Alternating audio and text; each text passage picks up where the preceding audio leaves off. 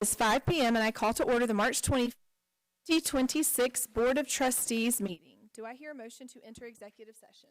Madam Chair, I move we enter executive session to discuss employment recommendations and updates, review homeschool applications, and receive a quarterly litigation update.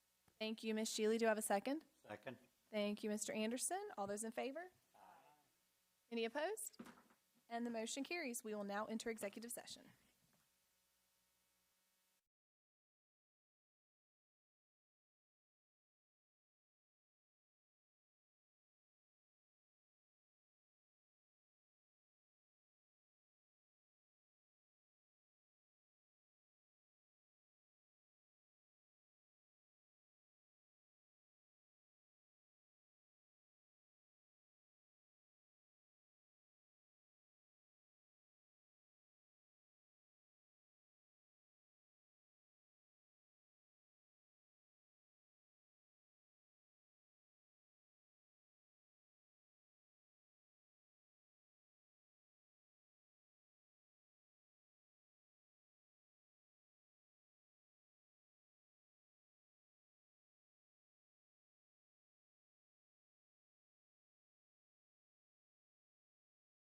And they can't leave their emotions, they can't leave their baggage, they can't leave their hardships at the door, just like we as grown-ups. You know, they're carrying more than just backpacks. They're carrying invisible weight. We're educators, yes, but we're also, you know, listeners, regulators, coaches, and advocates to help create a space where they're able to understand their thoughts, they're able to understand, you know, how to manage their feelings. I keep a drawing in my office that I think really represents our work as school counselors, and it's a piece of artwork from a student who is going through a really tough time. And in that drawing, he's reaching out and he's asking for help, his hand's raised, and I'm standing there next to him. And then there's speech bubbles above our heads, and his says, it's a cry for help. It's saying, help me. And then, you know, mine simply says, here, grab my hand. And that's the work. That's what school counselors across Lexington District 1 do. I am very proud of this accomplishment, but I think I also share it with, you know, the many counselors across our state.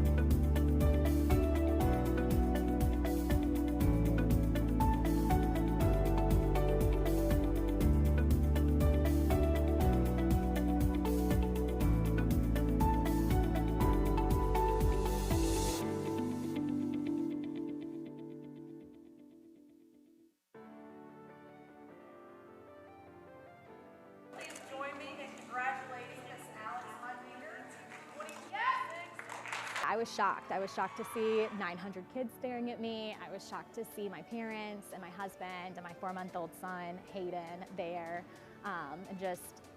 It's a warm and fuzzy feeling, like it's exciting. She values relationships, And I think from that, she has built a very, very cool culture here at Lakeside Middle School. And I am happy to say that Alex Mundinger was our selection for Middle School Assistant Principal of the Year for the state of South Carolina. I have always been a middle school educator. I taught middle school before I became a middle school administrator, and middle school is my favorite age because you really do get to help grow and develop students. They are on this path, and they're changing the path that they're on daily or annually based on the coaching and mentoring that they get in the building from their teachers, from their peers, from their administrators. And so my favorite part about my job is getting to work and coach students and really helping them try to reach their full potentials. When I was in 7th grade, in the beginning of 7th grade, I was grades weren't as big of a deal. Friends were. I was definitely more focused on the more friends that part and less grades, and she helped me really shape that together and be like, you got to get on task, or you have to get on task. And she, with her encouragement and what she said to me, it really helped me and shaped me. Just the way she embraces the uniqueness of adolescence and understanding what is so special about middle school kids and how that's different from elementary and high school. She's a tried and true middle school person, and that has been a great opportunity for me to tap into her as well, to be able to support students on a number of different levels. So that's one of thousands of instances of where she's really been able to tap into what kids can be and how do we get them to a point where they're ready to move on to high school and be outstanding humans. I think I'm just still going to be in awe of this moment. Also feeling really special. There's so many people that took so much time and effort to show up today to help plan this. The students showing up and the teachers showing up here to celebrate me and greeting me in the hall. I don't feel deserving of it, but it is quite an honor.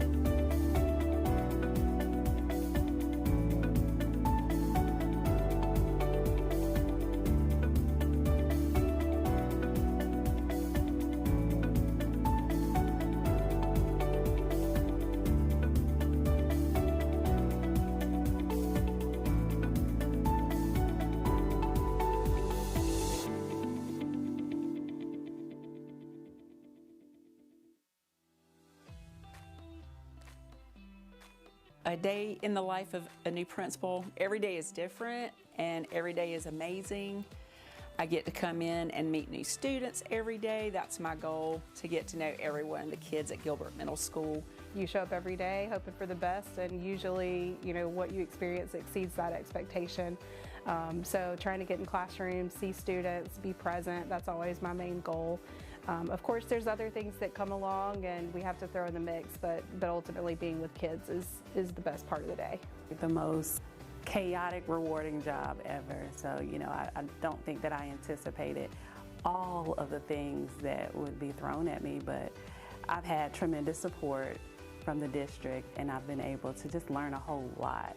in this short 8-week span. So it's been absolutely rewarding. I love the children at this school. I absolutely love the teachers here. And it's a joy to come to work. I think that it's important that the students see you around and get to know you and know who you are and know that you're going to be there for them, but also to get to know the teachers.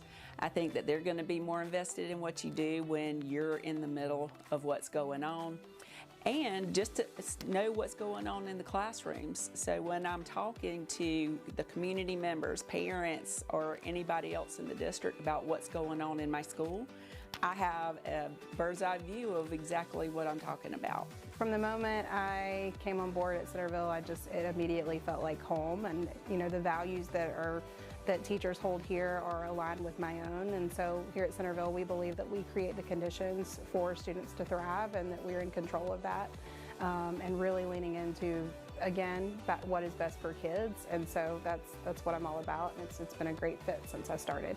This is a rewarding job. I would literally do it for free.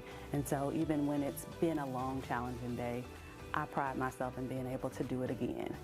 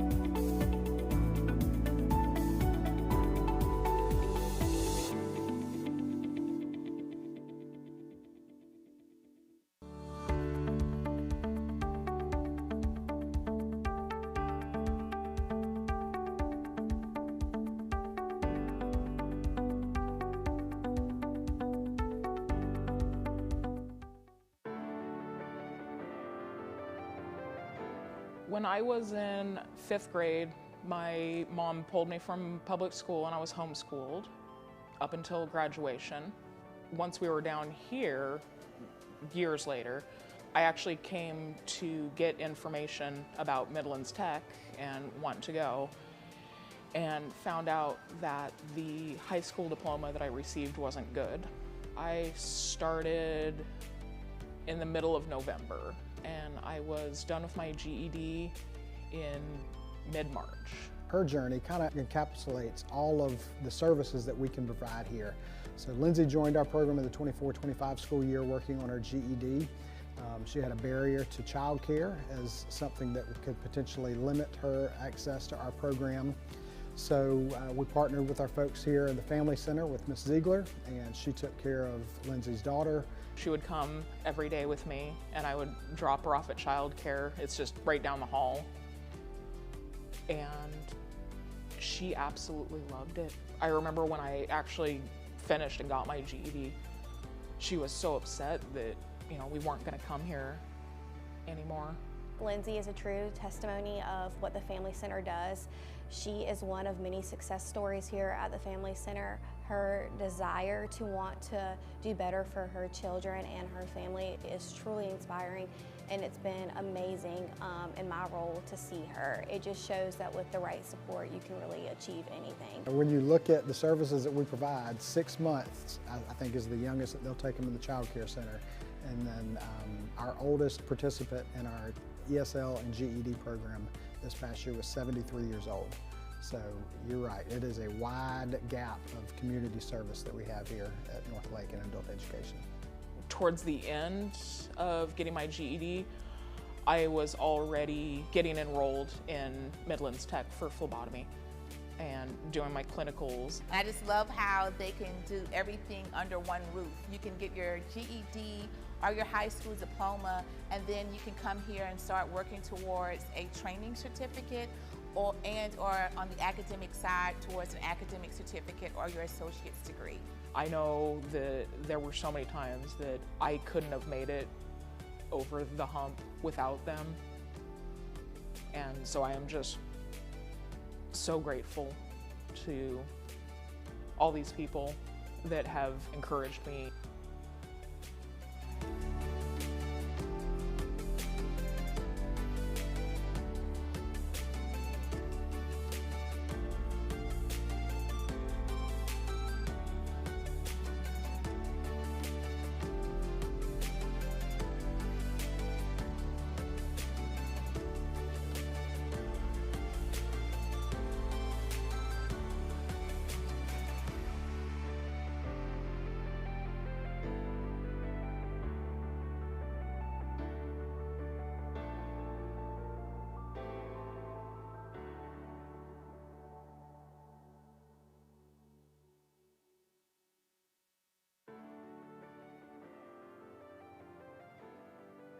We collect food to take care of our community. First and third graders finished up a service project that they worked on together for the last 2 weeks. They advertised, they collected, they sorted all of this food to provide for families who could use a care package. It's gonna make us feel really proud. Yeah, it makes us feel happy that to provide for people and joyful that they will accept the food. We set a goal of 4,000 food items, and our school community, our school family and friends responded in an outstanding way, and we collected over 7,000 food items, and we are able to provide over 200 care packages to families at our school. We educate the whole child. We are teaching them math and reading, but we're also teaching them about kindness. We're teaching them about collaboration and problem solving. And so I think this project has just been one of the many things that we do here at White Knoll that just really teaches children how to be great human beings. We talk a lot about taking care of each other. That's what communities do, and the first and third grade team wanted to come together to lead students in a service project that would contribute to their school community.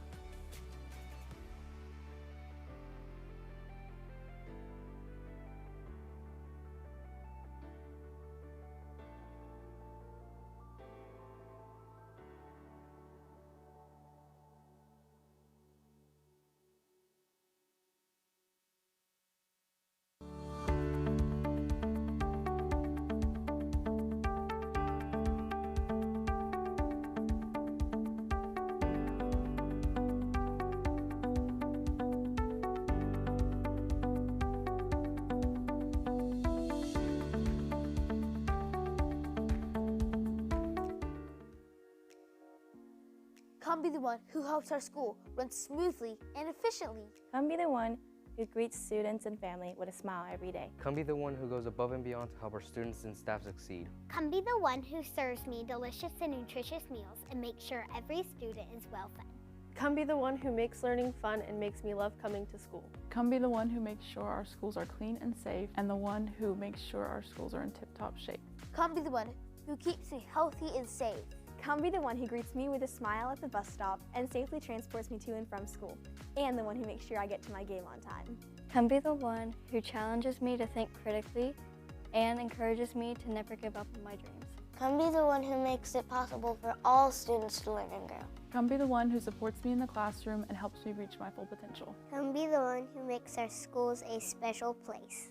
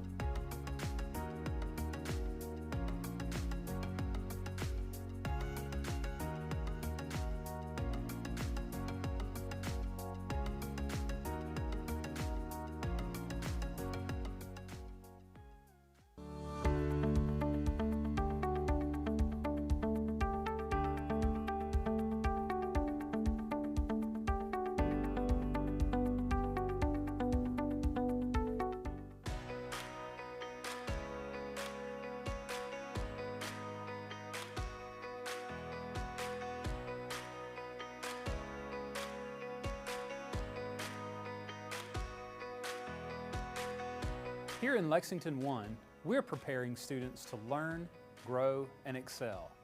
That's why we're committed to providing every student with a world-class education, one that equips them for success in college, career, or military, and beyond. To guide that mission, we created the Lexington 1 Graduate Profile, a clear vision of the skills and mindsets our students need to thrive in their futures. We listen to our community, families, educators, and students, and together we identified 9 essential competencies for every graduate. We want our students to be knowledgeable, creative, independent, communicators, collaborators, future-ready, responsible, kind, resilient.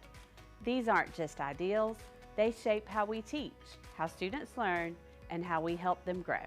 Whether they're headed to college, straight into a career, or into military service, the Graduate Profile ensures every student is ready for what's next. At Lexington 1, we're not just preparing students for the future, we're helping them build it. Because when our students succeed, we all do.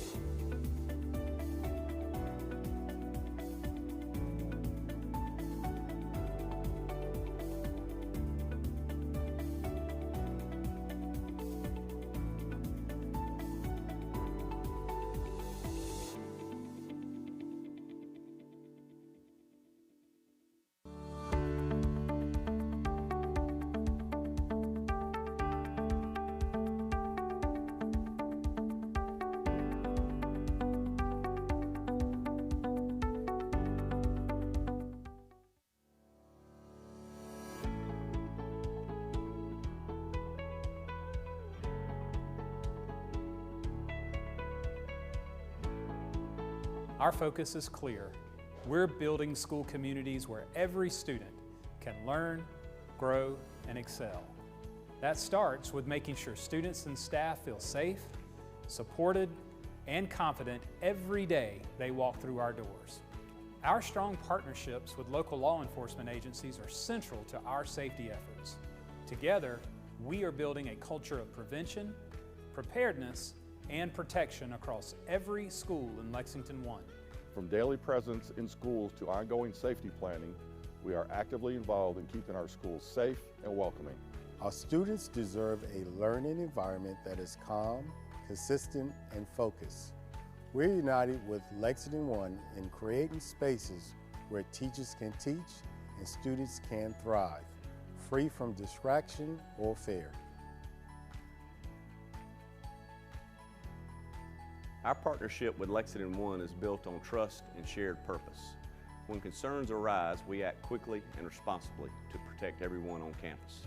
Together, we're committed to safe schools and strong communities.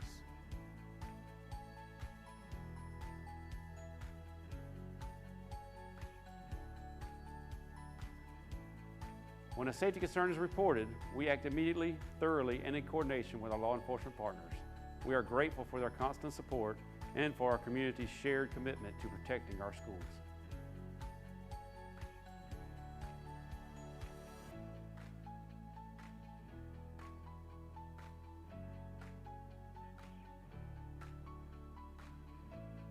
We know school safety is never one and done. It is an ongoing responsibility. That's why our teams stay vigilant and proactive, always learning and improving. Thank you for being part of our shared commitment to safety. Working together, we're building schools that support and protect every student, every staff member, every day. Because when our schools are safe, our students can learn.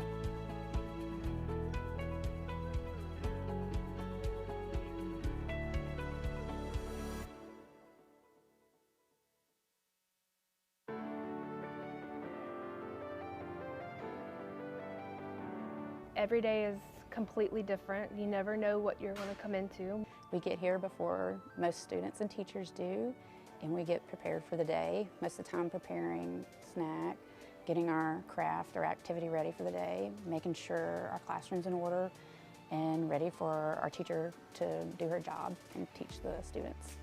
We try to stick to a routine. Most of the time it works, but every day is, every hour can be a challenge because we work in a behavior room, and sometimes those behaviors ramp up, and then we have to address those behaviors at that time. Well, each student is very different. I have grown to know them very, very well. So one student's needs are completely different than the other students. So if one student needs to have a little cool down, we'll take a little walk, we'll go sit in the office, and then we'll come back and continue the rest of the class. If myself or my fellow IAW weren't there, it would be a lot harder because we're able to just work together, flow, and get the classroom running smoothly. We all work with we rotate tables, so we work with a certain group each day, and when one person's out or one person's missing, it's definitely seen because we're all a team and we all help to get those kids where they need to be. Communication is key.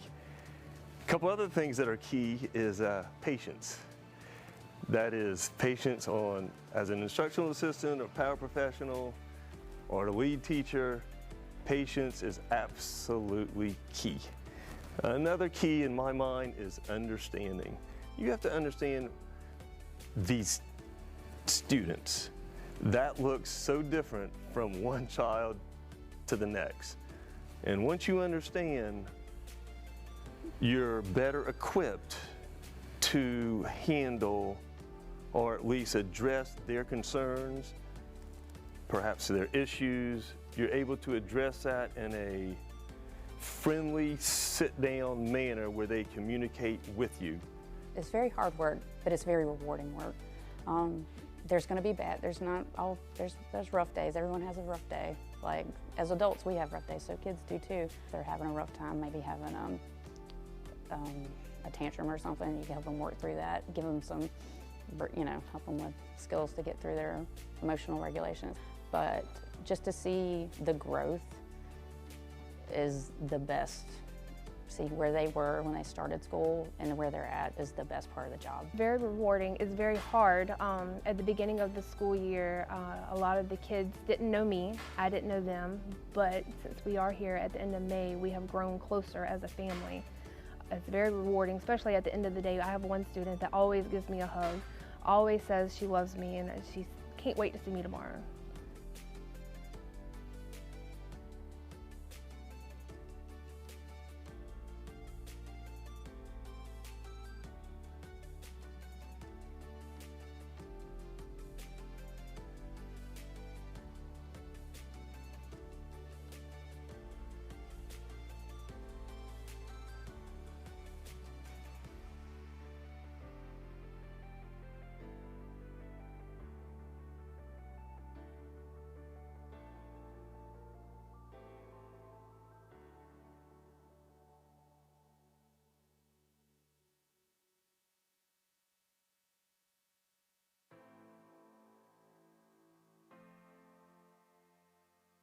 As the Lexington One Teachers of the Year for the past 3 years, we're honored to come together to say thank you during Board Appreciation Month. Every day in our classrooms, we focus on helping students grow, not just academically, but as thinkers, collaborators, and contributors to our community. That work is guided by our Lexington One Graduate Profile, a shared commitment to preparing students for college, careers, military, and life. What many don't always see is the work that happens beyond the classroom walls.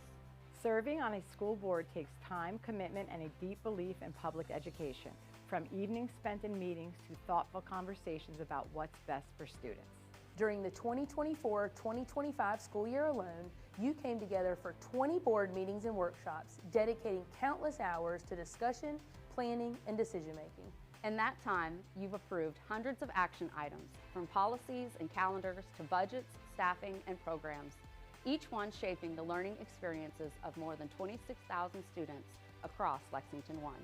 You also showed your commitment to employees through meaningful investment, approving and raising the starting teacher salary to $52,000, providing fair, consistent pay increases across all steps, and recognizing employee experience and dedication.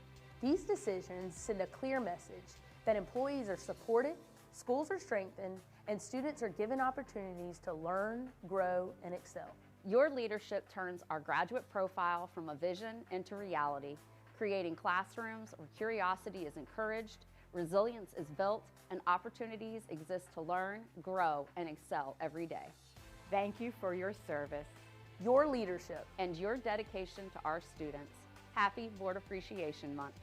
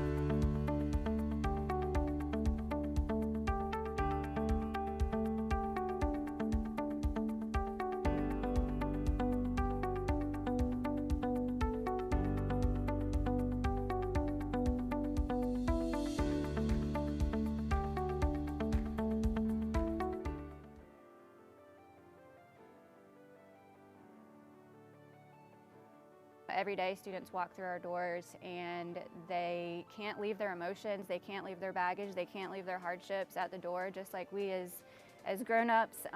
You know, they're carrying more than just backpacks. They're carrying invisible weight. We're educators, yes, but we're also, you know, listeners, regulators, coaches, and advocates to help create a space where they're able to understand their thoughts, they're able to understand, you know, how to manage their feelings. I keep a drawing in my office that I think really represents our work as school counselors, and it's a piece of artwork from a student who is going through a really tough time. And in that drawing, he's reaching out and he's asking for help, his hand's raised, and I'm standing there next to him. And then there's speech bubbles above our heads, and his says, it's a cry for help. It's saying, help me. And then, you know, mine simply says, here, grab my hand. And that's the work. That's what school counselors across Lexington District 1 do. I am very proud of this accomplishment, but I think I also share it with, you know, the many counselors across our state.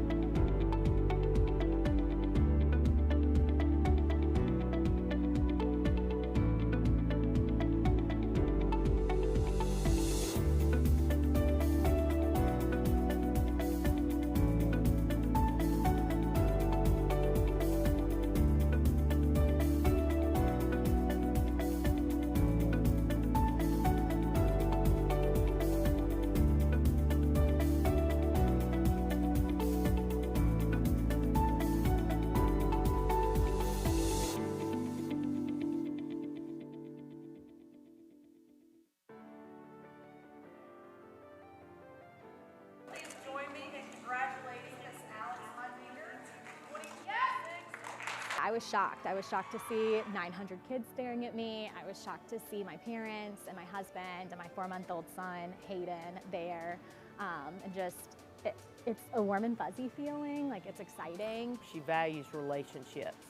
And I think from that, she has built a very, very cool culture here at Lakeside Middle School. And I am happy to say that Alex Mundinger was our selection for Middle School Assistant Principal of the Year for the state of South Carolina. I have always been a middle school educator. I taught middle school before I became a middle school administrator, and middle school is my favorite age because you really do get to help grow and develop students. They are on this path, and they're changing the path that they're on daily or annually based on the coaching and mentoring that they get in the building from their teachers, from their peers, from their administrators. And so my favorite part about my job is getting to work and coach students and really helping them try to reach their full potentials. When I was in 7th grade, in the beginning of 7th grade, I was grades weren't as big of a deal. Friends were. I was definitely more focused on the more friends that part and less grades, and she helped me really shape that together and be like, you got to get on task, or you have to get on task. And she, with her encouragement and what she said to me, it really helped me and shaped me. Just the way she embraces the uniqueness of adolescence and understanding what is so special about middle school kids and how that's different from elementary and high school.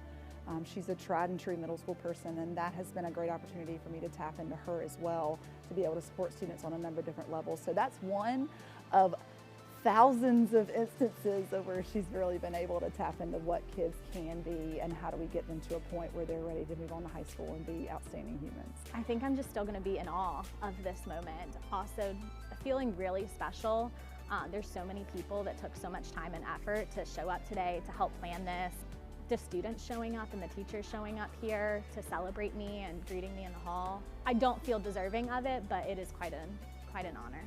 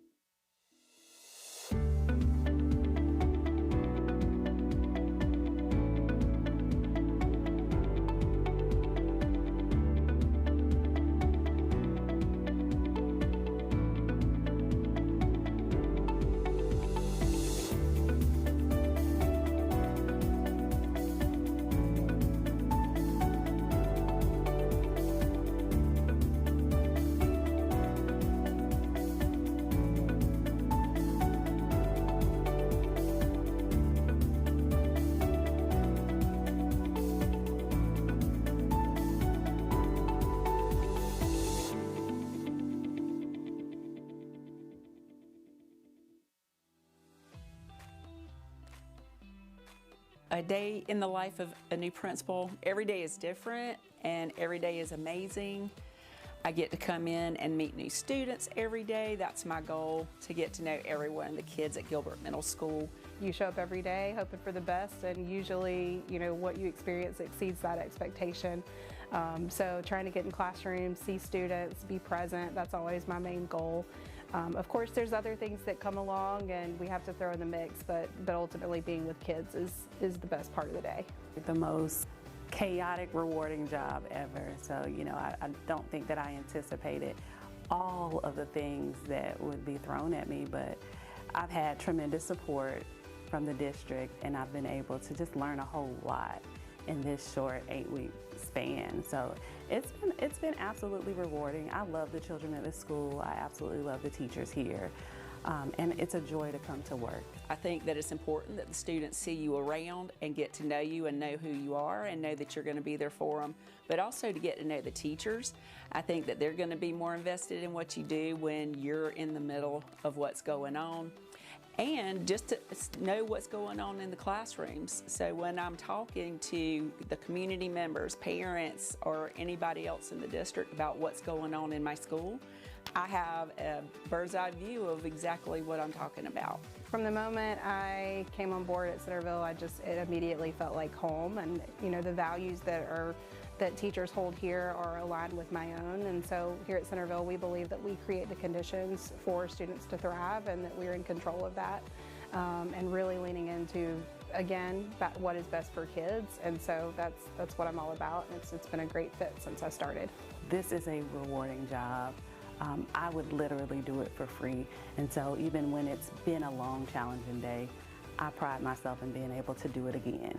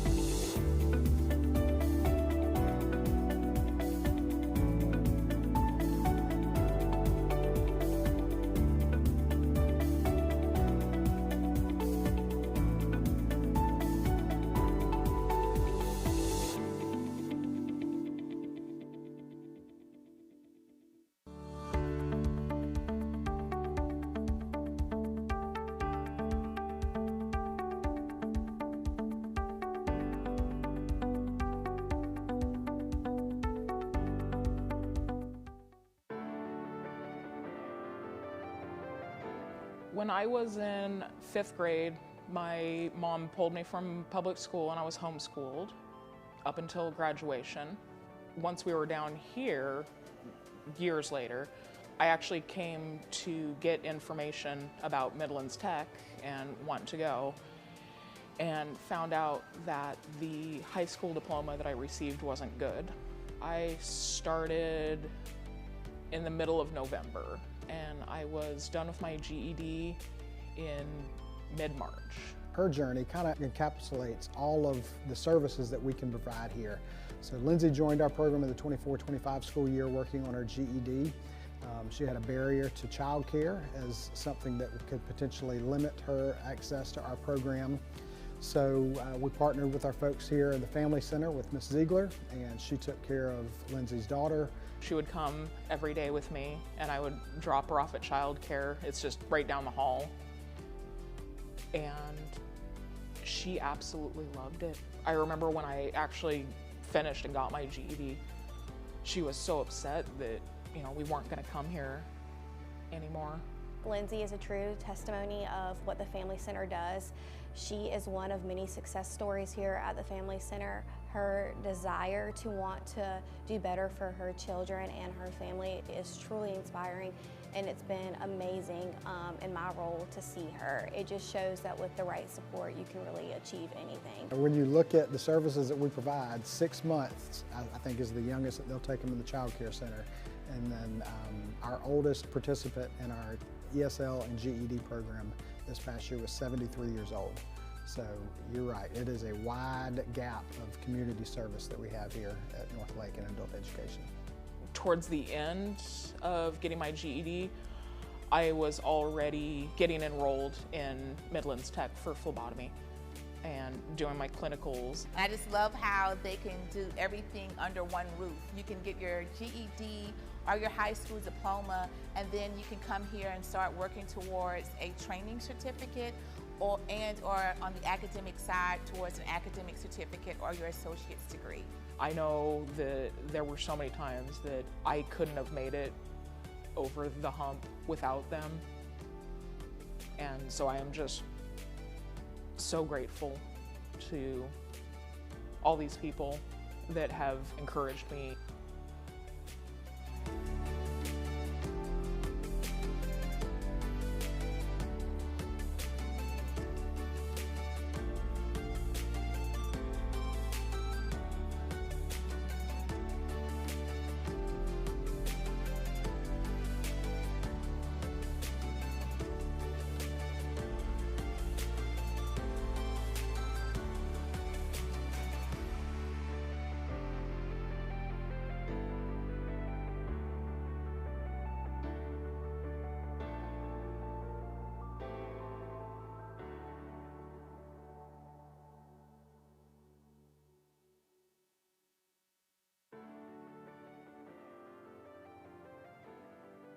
We collect food to take care of our community. First and third graders finished up a service project that they worked on together for the last 2 weeks.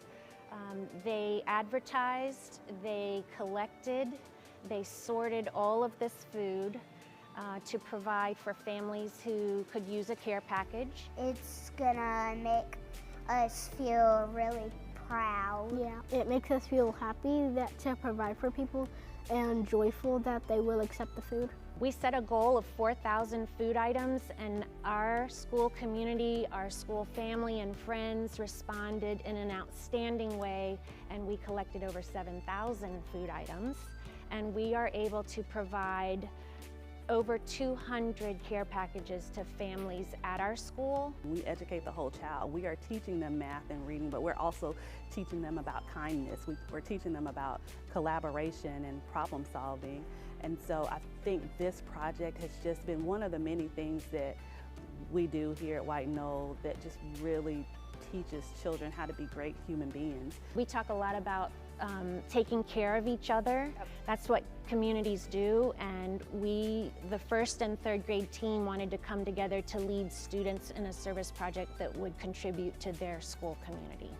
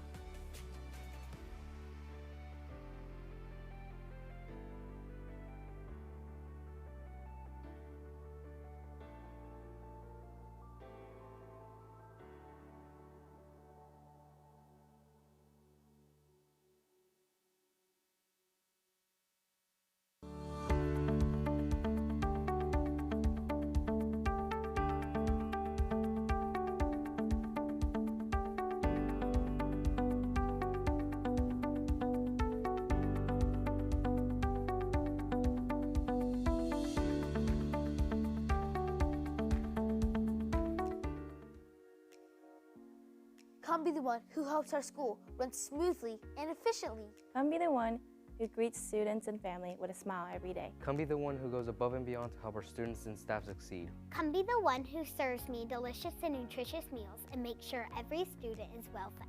Come be the one who makes learning fun and makes me love coming to school. Come be the one who makes sure our schools are clean and safe, and the one who makes sure our schools are in tip-top shape. Come be the one who keeps me healthy and safe. Come be the one who greets me with a smile at the bus stop and safely transports me to and from school, and the one who makes sure I get to my game on time. Come be the one who challenges me to think critically and encourages me to never give up on my dreams. Come be the one who makes it possible for all students to learn and grow. Come be the one who supports me in the classroom and helps me reach my full potential. Come be the one who makes our schools a special place.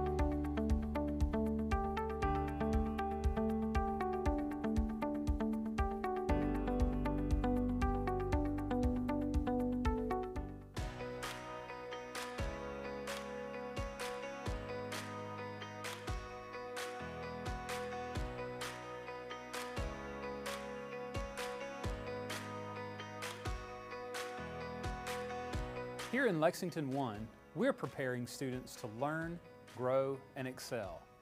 That's why we're committed to providing every student with a world-class education, one that equips them for success in college, career, or military, and beyond. To guide that mission, we created the Lexington 1 Graduate Profile, a clear vision of the skills and mindsets our students need to thrive in their futures. We listen to our community, families, educators, and students, and together we identified 9 essential competencies for every graduate. We want our students to be knowledgeable, creative, independent, communicators, collaborators, future-ready, responsible, kind, resilient. These aren't just ideals, they shape how we teach, how students learn, and how we help them grow. Whether they're headed to college, straight into a career, or into military service, the Graduate Profile ensures every student is ready for what's next. At Lexington 1, we're not just preparing students for the future, we're helping them build it. Because when our students succeed, we all do.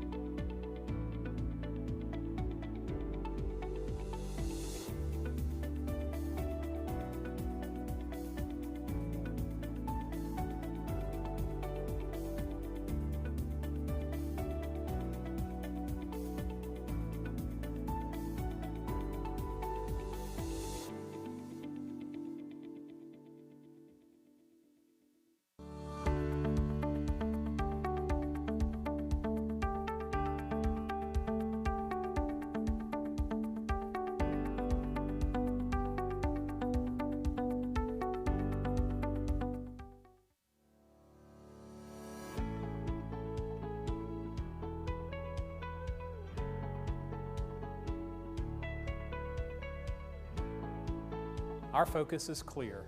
We're building school communities where every student can learn, grow, and excel. That starts with making sure students and staff feel safe, supported, and confident every day they walk through our doors. Our strong partnerships with local law enforcement agencies are central to our safety efforts. Together, we are building a culture of prevention, preparedness, and protection across every school in Lexington 1. From daily presence in schools to ongoing safety planning, we are actively involved in keeping our schools safe and welcoming. Our students deserve a learning environment that is calm, consistent, and focused. We're united with Lexington 1 in creating spaces where teachers can teach and students can thrive, free from distraction or fear. Our partnership with Lexington 1 is built on trust and shared purpose. When concerns arise, we act quickly and responsibly to protect everyone on campus.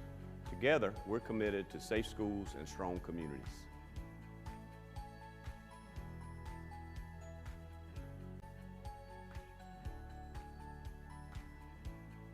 When a safety concern is reported, we act immediately, thoroughly, and in coordination with our law enforcement partners.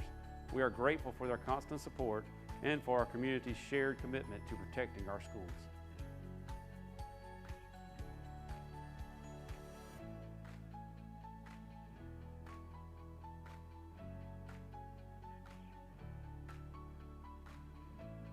We know school safety is never one and done. It is an ongoing responsibility. That's why our teams stay vigilant and proactive, always learning and improving. Thank you for being part of our shared commitment to safety. Working together, we're building schools that support and protect every student, every staff member, every day. Because when our schools are safe, our students can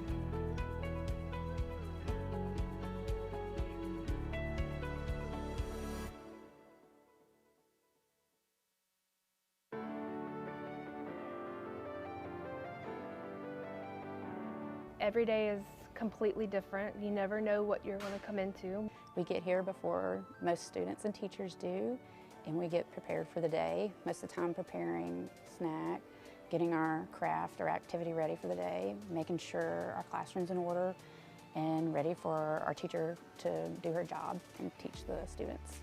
We try to stick to a routine. Most of the time it works, but every day is, every hour can be a challenge because we work in a behavior room, and sometimes those behaviors ramp up, and then we have to address those behaviors at that time. Well, each student is very different. I have grown to know them very, very well. So one student's needs are completely different than the other student. So if one student needs to have a little cool down, we'll take a little walk, we'll go sit in the office, and then we'll come back and continue the rest of the class.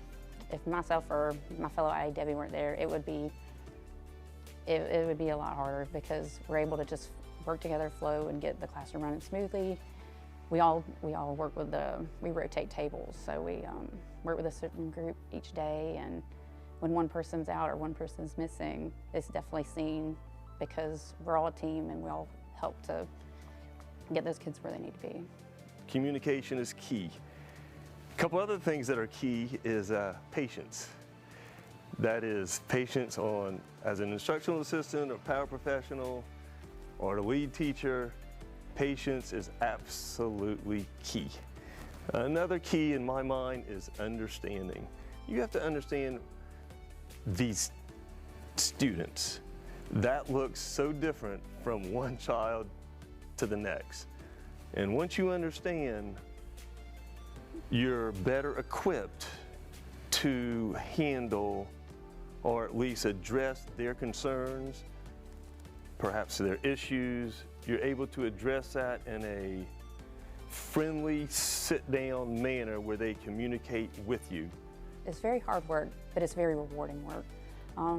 There's going to be there's rough days. Everyone has a rough day. Like, as adults, we have rough days, so kids do too. If they're having a rough time, maybe having a tantrum or something, you can help them work through that, give them some, help them with skills to get through their emotional regulations.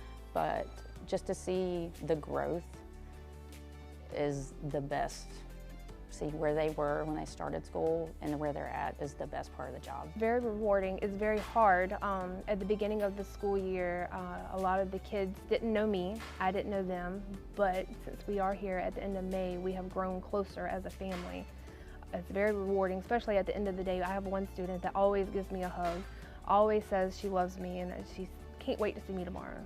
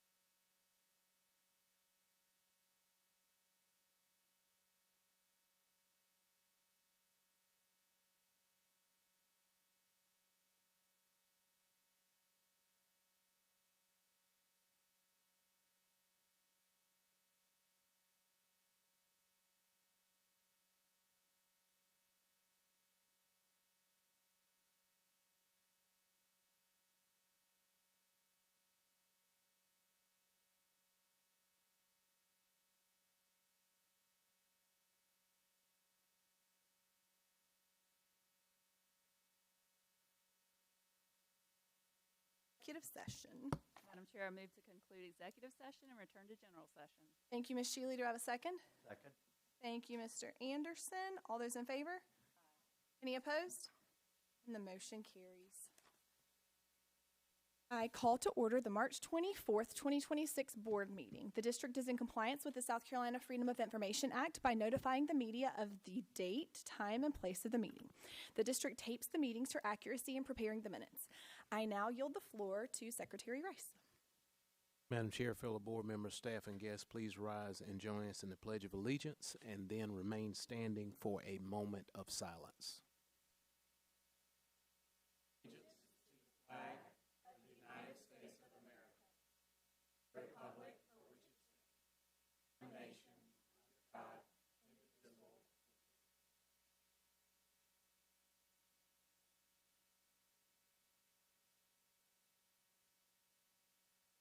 You may be seated. I yield the floor back to the chair. Thank you, Mr. Rice. Do I hear a motion to approve the agenda as presented?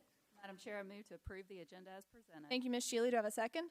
Second. Thank you, Mr. Anderson. All those in favor? Any opposed? And the motion carries. Do I hear a motion to approve the consent agenda as presented? Madam Chair, I move to approve the consent agenda as presented. Thank you, Ms. Shealy. Do I have a second? Thank you, Mr. Anderson. All those in favor? Aye. Any opposed? And the motion carries. Do I hear a motion for a certified staff recommendation for the 25-26 school year? Madam Chair, I move we approve one certified staff recommendation for the 2025-2026 school year. Thank you, Ms. Shealy. Do I have a second? Thank you, Mr. Anderson. All those in favor? Aye. Any opposed? And the motion carries. Do I hear a motion for certified staff for the 26-27 school year? Madam Chair, I move we approve 53 certified staff recommendations for the 2026-2027 school year. Thank you, Ms. Shealy. Do I have a second? Thank you, Mr. Anderson. Ms. Price, 53 for 26-27. Sounds good. How are we looking? We are looking great, but we will always take more. So I just want to thank all those schools and teachers and staff. They're working hard to recruit for us. So just keep up the great work. And if you are looking for an opportunity, come join us. Thank you. Any other discussion? All those in favor? Aye. Any opposed? The motion carries. Do I hear a motion regarding administrative contract renewals for the 26-27 school year?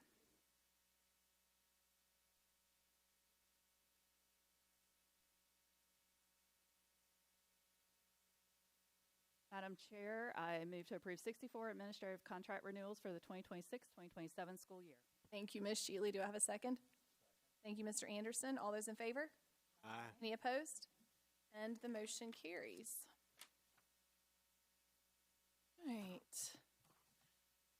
Now for one of the most inspiring parts of our meeting, honors and achievements. During this portion of our meeting, we celebrate the excellence at the highest levels. State champions, national award winners, first place finishers.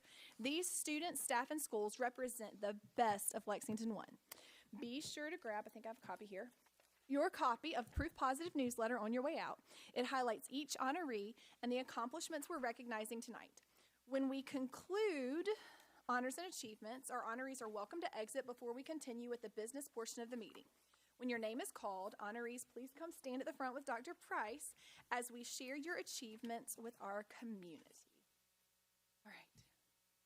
For our first recognition of the night, we have not one, but 2 wrestling state champions here with us. First, would Grace Beeson from Lexington High School please come forward? For the second year in a row, Grace has brought an individual wrestling state championship home to Lexington High in the 120-pound division. This is her second state championship this year after winning the state championship with Lexington Varsity Cheer. Congratulations, Grace.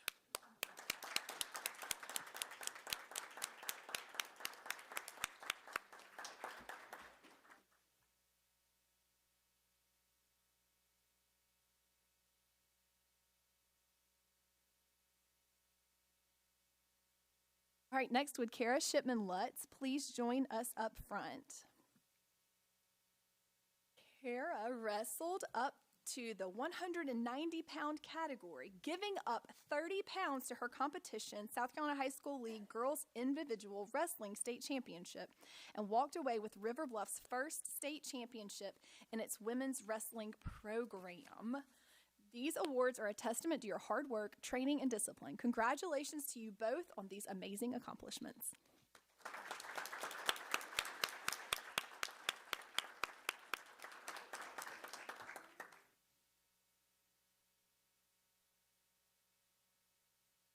For our next award, we move from the wrestling mat to the dance floor, where we have another state champion. Can Taylor Rivers please come up? Taylor, a freshman on the River Bluff High School varsity Gator dance team, competed against more than 30 of the top soloists in South Carolina and performed a solo at the South Carolina Dance Association state competition. She took home first place, being named the 2026 High School Solo State Champion, the highest individual honor awarded at the state competition. This achievement reflects exceptional talent, dedication, and performance under pressure. Congratulations, Taylor.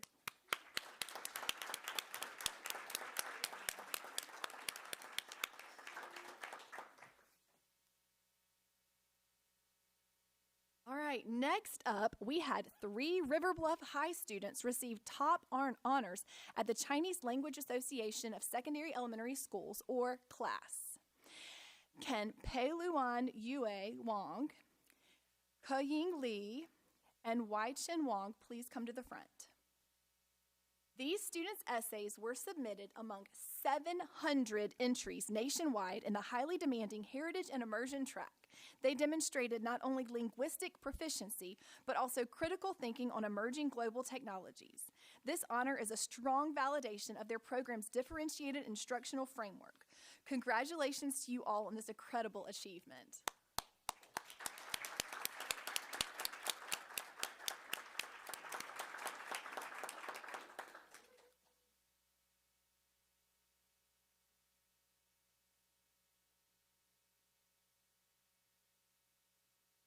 For our next award, can Gilbert High Athletic Director Nicole Amick please join us? Nicole has received the Charles Arthur Stewart Athletic Administrators Award from the South Carolina Athletic Coaches Association. The award recognizes outstanding leadership and significant contributions to high school athletics. From the fields where her passion for sports began to now leading the program at her alma mater, Coach Amick continues to create meaningful, positive experiences for student athletes at Gilbert High and beyond. We are proud of her dedication and the lasting impact she makes on Gilbert High athletics. Congratulations, Coach Amick.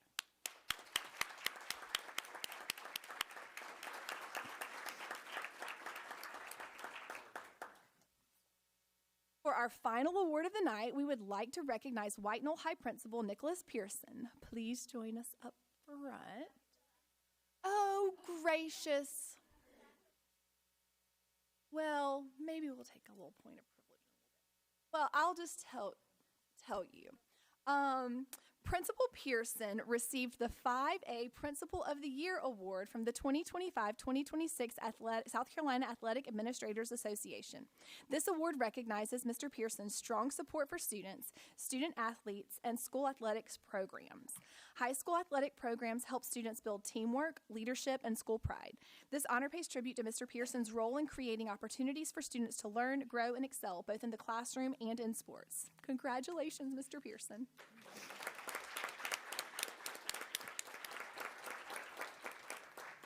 Before we go, we have 2 other items for you. First, March is Arts and Education Month. The arts provide our students with a unique set of tools. Critical thinking, every brushstroke, musical note, and stage direction requires problem solving and discipline. Connection. For many of our students, the art room or the theater stage is a place where they feel most seen, safe, and heard. Innovation. In an evolving economy, the ability to think creatively is one of the most valuable skills we can give our students, or give our graduates. Whether it's a first grader discovering the joy of primary colors or a senior mastering a complex concerto, these moments shape the citizens our students will become. We thank our dedicated arts educators who go above and beyond to cultivate this talent. And we would especially like to thank Ms. Kelly's 3rd grade class at Gilbert Elementary School for making these beautiful pottery bowls for us. Aren't they so pretty?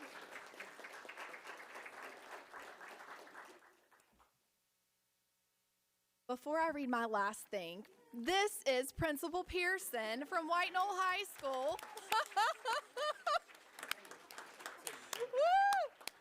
That Lexington traffic is no joke. Principal Pearson, we shared with them earlier that you received the 5A Principal of the Year Award from the 25-26 South Carolina Athletic Administrators Association. This award recognizes your strong support for students, student athletes, and school athletic programs. High school athletic programs help students build teamwork, leadership, and school pride. This honor pays tribute to your role in creating opportunities for students to learn, grow, and excel, both in the classroom and in sports. So congratulations.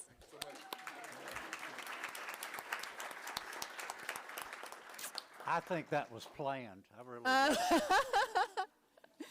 Lastly, we want to invite you to the Teacher of the Year celebration this Thursday, March 26th at 6:30 p.m. at the Lexington High School Performing Arts Center.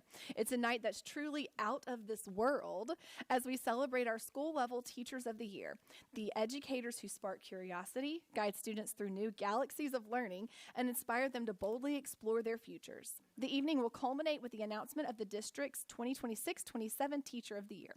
So gather your crew and get ready for liftoff as we celebrate our stellar educators. Thank you for being here tonight and for helping us recognize the amazing staff and schools that make our district shine. We are proud to share their achievements with you. If you need to leave, we will give you a few quick and quiet moments to do so.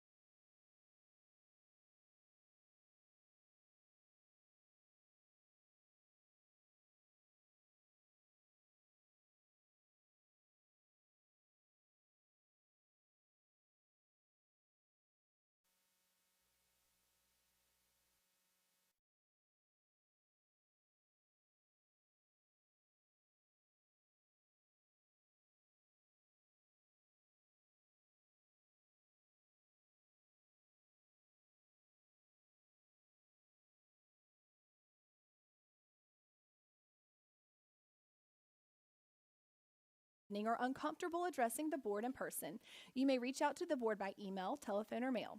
Our contact information is available on the Lexington District 1 website. As you came in tonight, you received a card to fill out if you indicated you wanted to speak. I will call on each speaker by name and ask you to approach the lectern. We want to remind you that this meeting is being live streamed and that the recording of this meeting will be part of the public record in perpetuity.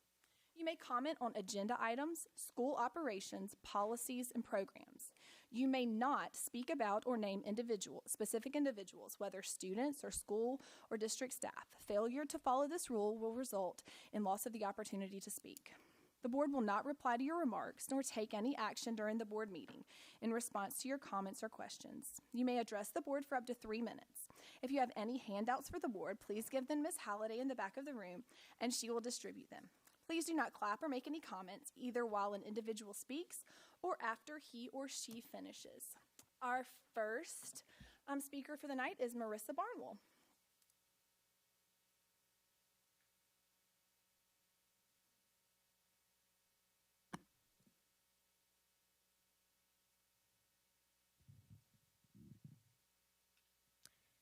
First and foremost, I would like to introduce myself as Marissa Barnwell, a senior student activist and scholar at River Bluff High School. In addition to my leadership as a young adult Democrat club leader and my involvement in the Lexington School District 1 Center for Law and Global Policy Development Center, I am also a leader and co-founder of Amplifying Black Voices, also known as ABV, which is an affinity group designed to support Black students at our predominantly white school. This past February, our group hosted a fashion show to acknowledge and honor Black History Month. Since then, we've been degraded online with words like ghetto, grotesque, and disgusting, and subjected to public ridicule by members of our very own school board, people that are supposed to uplift and protect us as students. For a long 18 days after this incident occurred, there had been no response to address the hurt that us students had felt. That was until last week on March 19th at the community conversation. Instead of taking sincere accountability, we were giving disingenuous apologies filled with justification for why the messages spread about us was considered as correct. Lexington School District 1 says they create a positive and supportive culture and are committed to a policy of non-discrimination, but yet the belittling of black children for expressing themselves and their interpretation of their culture isn't protected under this policy. The fashion show wasn't a dress code issue, it was a race issue.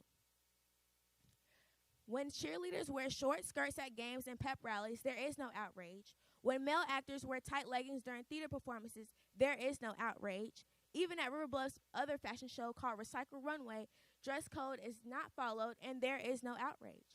It's moronic and discriminatory to use dress code as reasoning to attack black children online, but can't hold the same outrage for others. Are we supposed to believe the same individuals showing gratitude to white power signs saying they love this isn't racist? Citizens of Lexington County must do what's right this coming election season and vote out hatred. Thank you. Please, no clapping. Next, we have Adriana Grayson.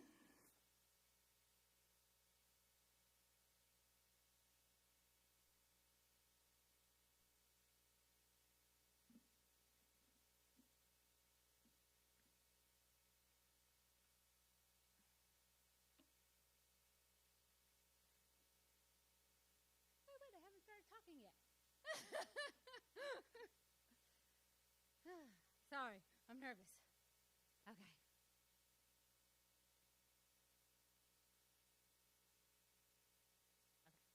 I am a biracial mother of 4 children here in Lexington, one of whom attends River Bluff. When my son first told me about the cultural fashion show, I was excited. Embracing our various backgrounds is a beautiful way to build competency, appreciation, and mutual respect. What was school appropriate and truly showcased black culture was fire. The kids were having a great time, the energy was engaging, and the symbolism was meaningful. But that excellence did not last. We saw the raining of money, exposing outfits, and sexualized dancing while explicit music played in the background. This was no means by culture. It is a highlight reel of the very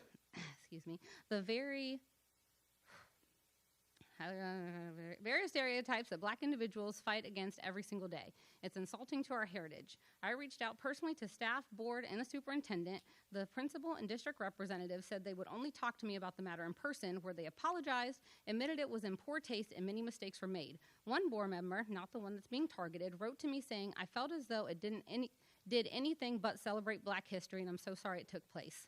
So let that sink in. If the leadership knows it was wrong, recognizes the damages, then why is the public narrative so different? It feels like the district is standing with the outrage of fear of out of fear while whispering apologies to parents in private. We don't need any more silence from our schools, and we parents deserve transparency and genuine people. We cannot be afraid to follow the rules, speak out against what's wrong, regardless of who's involved, or to lead. If we are, then we shouldn't be in these seats or positions. We can't afford to be weak as our children and our community suffer. And that's what happened here. The leadership at RBHS failed our children because they were too afraid of the backlash.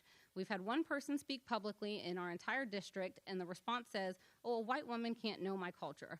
Well, I'm here to tell you that a white woman can know what it isn't, because that was not it.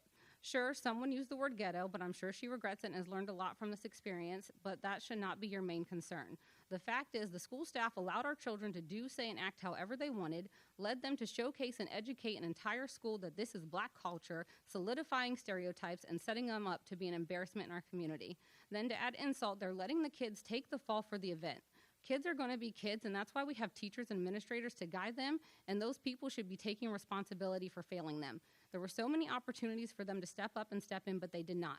Now this incident is being twisted into a Black Lives Matter LGBTQ+ incident when it's actually about standards and representation. Lexington 1 is supposed to be the best. This current climate of fear is not our legacy. So I stand with our silenced board member when she says that she wants blacks represented with respect and dignity. Finally, I must address the character of that person. She is not racist. She's my best friend, and I've walked through my happiest moments and my darkest days with this woman.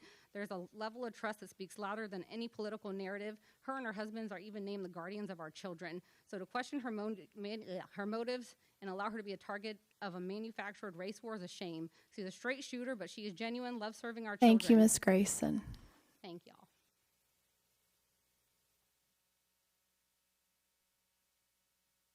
The last speaker for the night is Ms. Barnwell.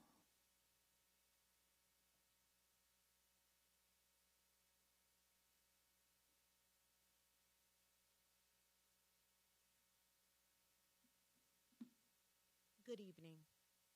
I'm here again, disappointed in this board. As I stated in the community meeting, there needs to be accountability for the actions whenever a board member has misconduct. We've already seen the display of the misconduct, the unprofessional behavior, and still there hasn't been any accountability. I would like to know, and I think the public also would like to know, what type of accountability is being held for this particular type of activity and actions. Also, it's my understanding, as noted with your policies, that as board members, your main focus is policy making, not administrative, not administration.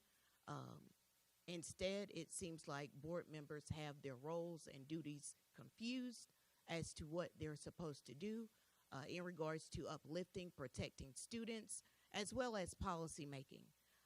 If there are problems, it seems like the board would reach out to those school administrators.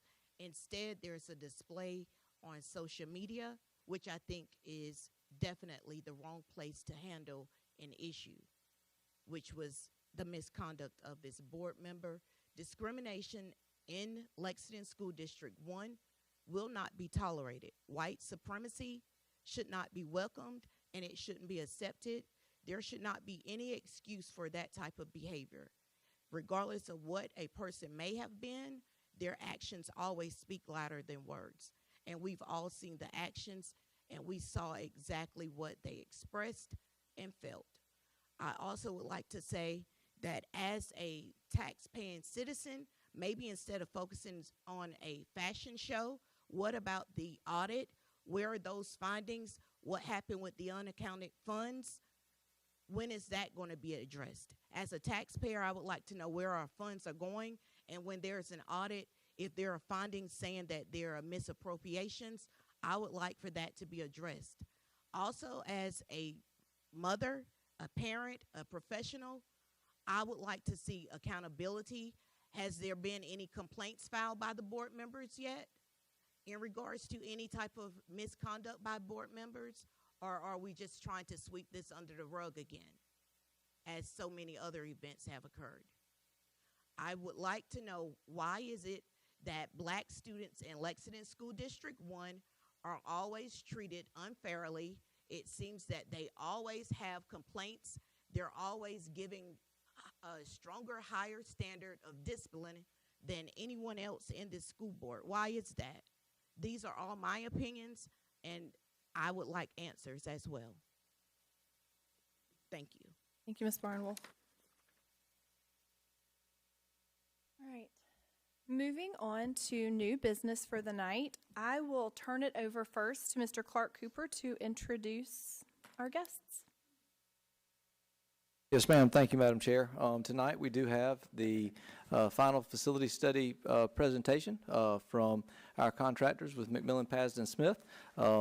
They have been working tirelessly for the district for over a year now to walk through our school facilities, to look at the data provided by the demographer in his report, and to deliver a comprehensive facility study report to this board. Tonight, Ms. Michelle Smith and Sarah Bonesteel will lead their presentation, and then Maggie Dittmar from Thompson Turner Construction is here as well. And at this time, I'll turn it over to Ms. Smith. Great. Thank you so much. Board members, superintendent, district leaders, we just wanted to take a moment to thank you again for the opportunity that we've had to work with your district, to get to know your facilities, to get to know your community needs. We realize that this is very important work to the district and to the community, to create a long-range maintenance and capital improvements plan for your community. So we take our work very seriously and appreciate the opportunity.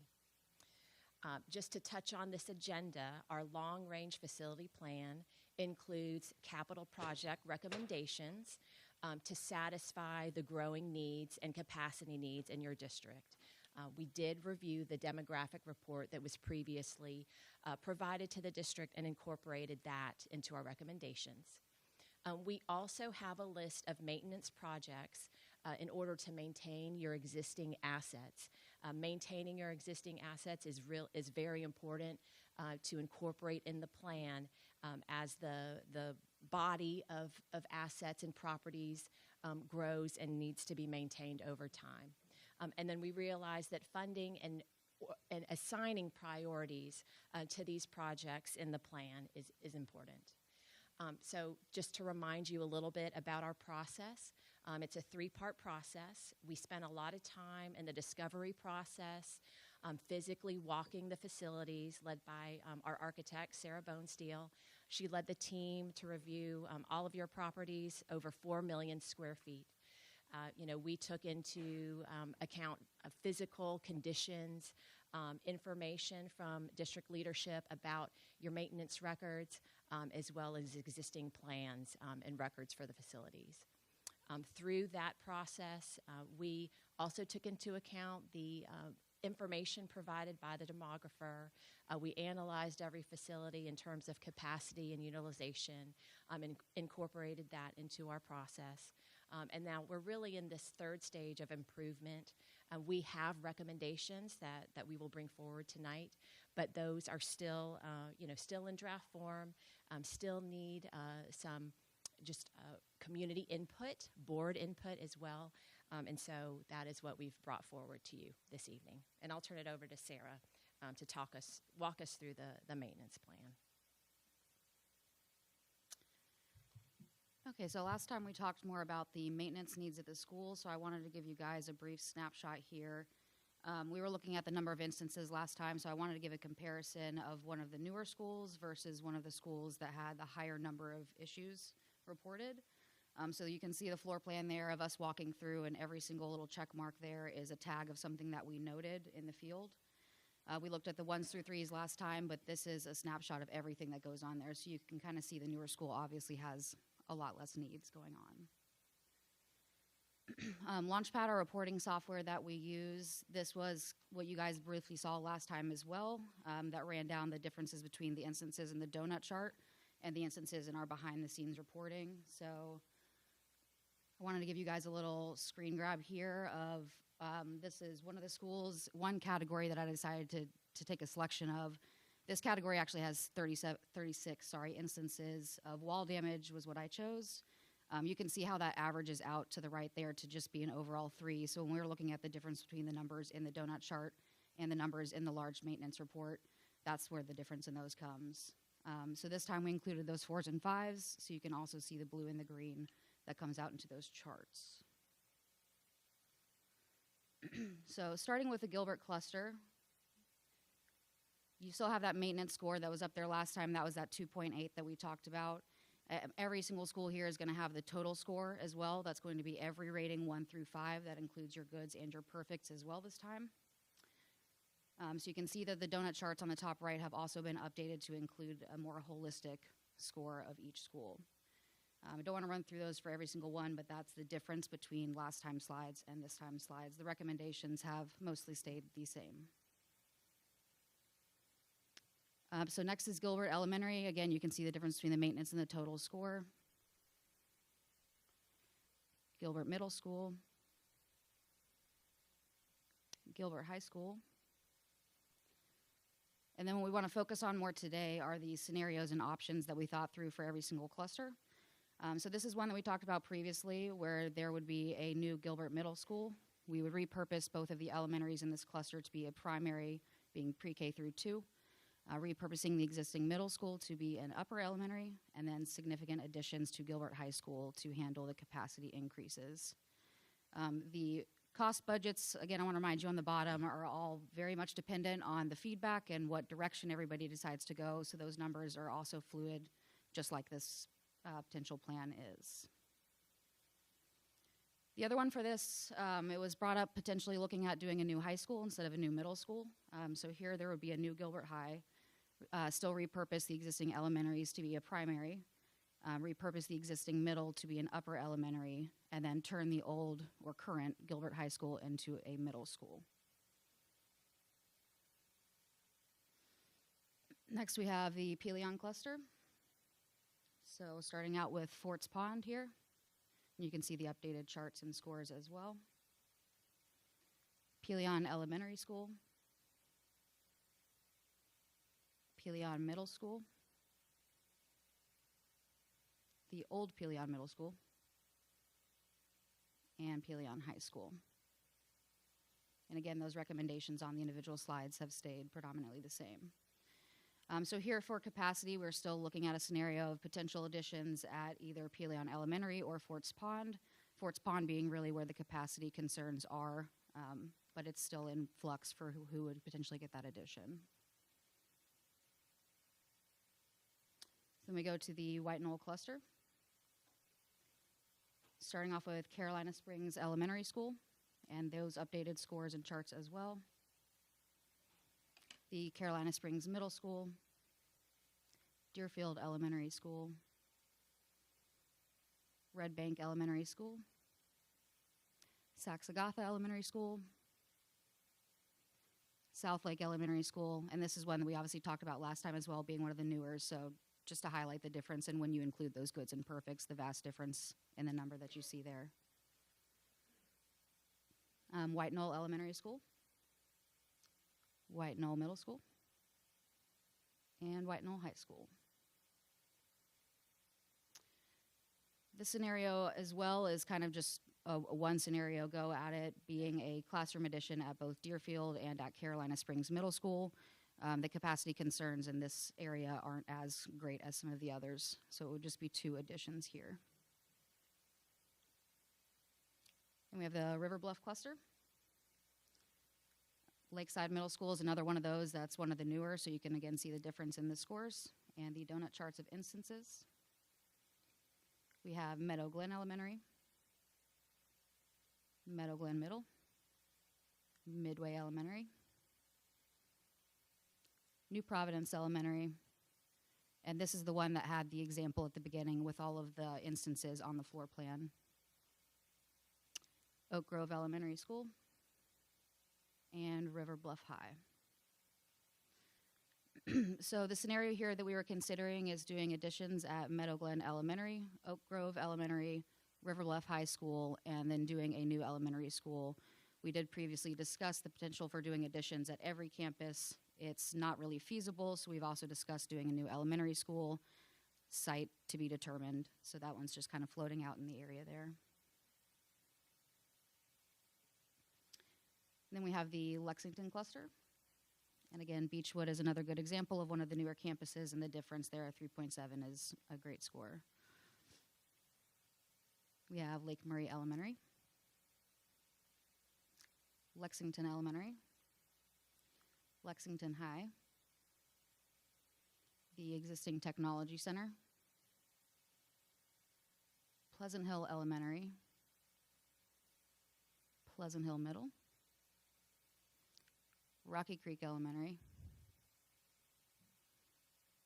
And this one's a bit more of a complex scenario. So it, again, hasn't changed that much since we last discussed it. It would be academic additions at Rocky Creek Elementary, potentially shuffling some attendance between the schools that are all right next to each other there. Repurpose the existing Pleasant Hill Elementary to be an upper, build a standalone primary elementary on the same site so that a new site purchase would not have to be made. A new centralized technology center, repurposing the existing tech center, as we previously discussed, which would be putting some classes back to the high school that is over capacity, as well as to the maintenance staff in the high bays. And then some additions at Beechwood Middle and Lexington Elementary.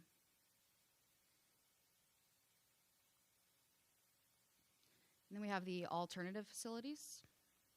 So starting off with Rosenwald Community Center. We also have North Lake Community Learning Center, the district office that we're in here and the ones that are across the street, the district maintenance building, IT and operations building, and then the last one is the transportation center, which again we discussed last time. So that is one of the newest facilities, rounding back up to a 4.6 once you include all of the goods and perfects. And then we're going to toss it over to Maggie from Thompson Turner.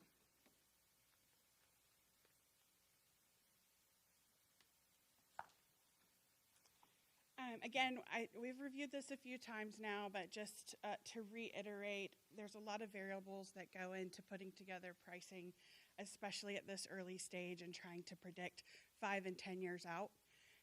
So we have looked through the scopes that have been provided to us through all of the last year of touring the schools that MPS has done. MPS has put together some draft programming for some of these new schools and these additions, so that helps us right size approximately how many classrooms, which then equates to how much square footage we need. Obviously, programming can change as you get further along, so there's a big variable there once you guys land on kind of what direction you want to take, and if the recommendations that we've currently priced and provided are the direction that you want to continue along.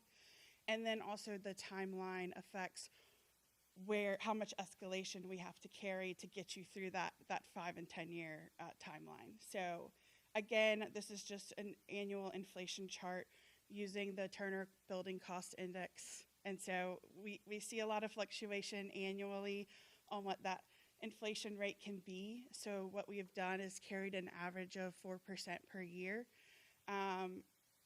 There's a lot going on in the world right now, so we're definitely keeping an eye out on what those escalation costs are looking like. But right now, other than the fuel cost increases, we haven't seen a major spike in any specific industry trade, so we're still carrying that 4% today. I know that this is very small for the people who are here to see, but we did provide a copy to the board members, so hopefully you were able to zoom in and look at all of this. It's a lot of information and it takes a lot of effort to try to lay out a schedule that is inclusive of all of the facilities that you have and the scopes that have been proposed. So we've spent a lot of time trying to lay that out and thinking through how long do we need to design, how long do we need to negotiate a contract with either a CM or potentially, if it's a more maintenance item, bidding that scope out and getting the numbers in and making a selection, and then how long it would take to actually do the construction work out in the field.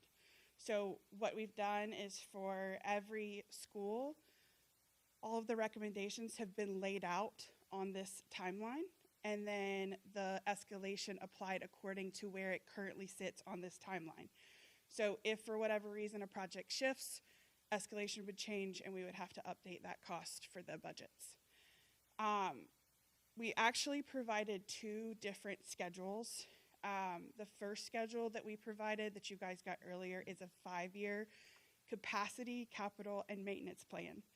So this is inclusive of everything that would be recommended within the first 5 years. We also provided a 10-year capital and maintenance plan. What's different about this is this does not include any growth and capacity recommendations. So MPS did a lot of work trying to project out 10 years for the capacity and growth needs. And so we've built that into that first 5-year plan. So we don't have any recommendations for the second 5 years.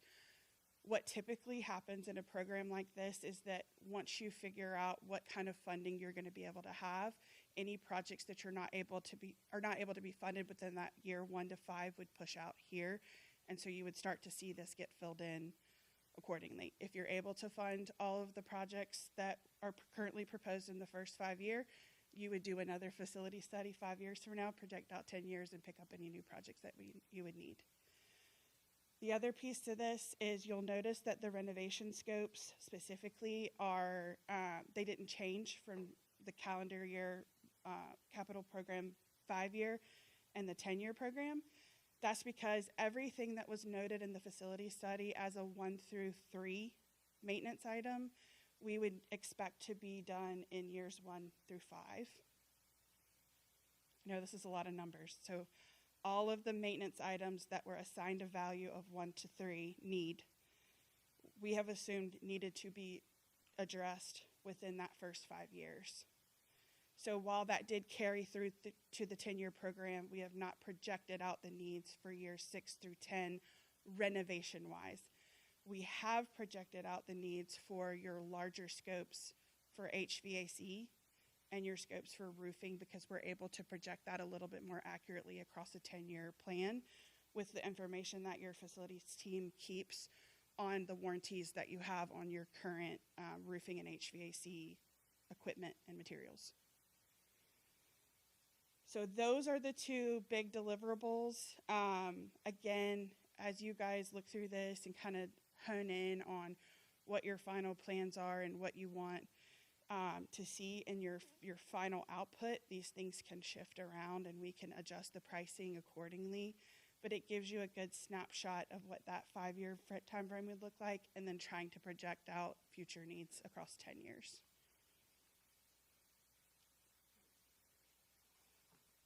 Great. Maggie, thank you for that clarification. I do think it is important to stress that the recommendations that we have included for capacity and growth should ideally cover you until 2035.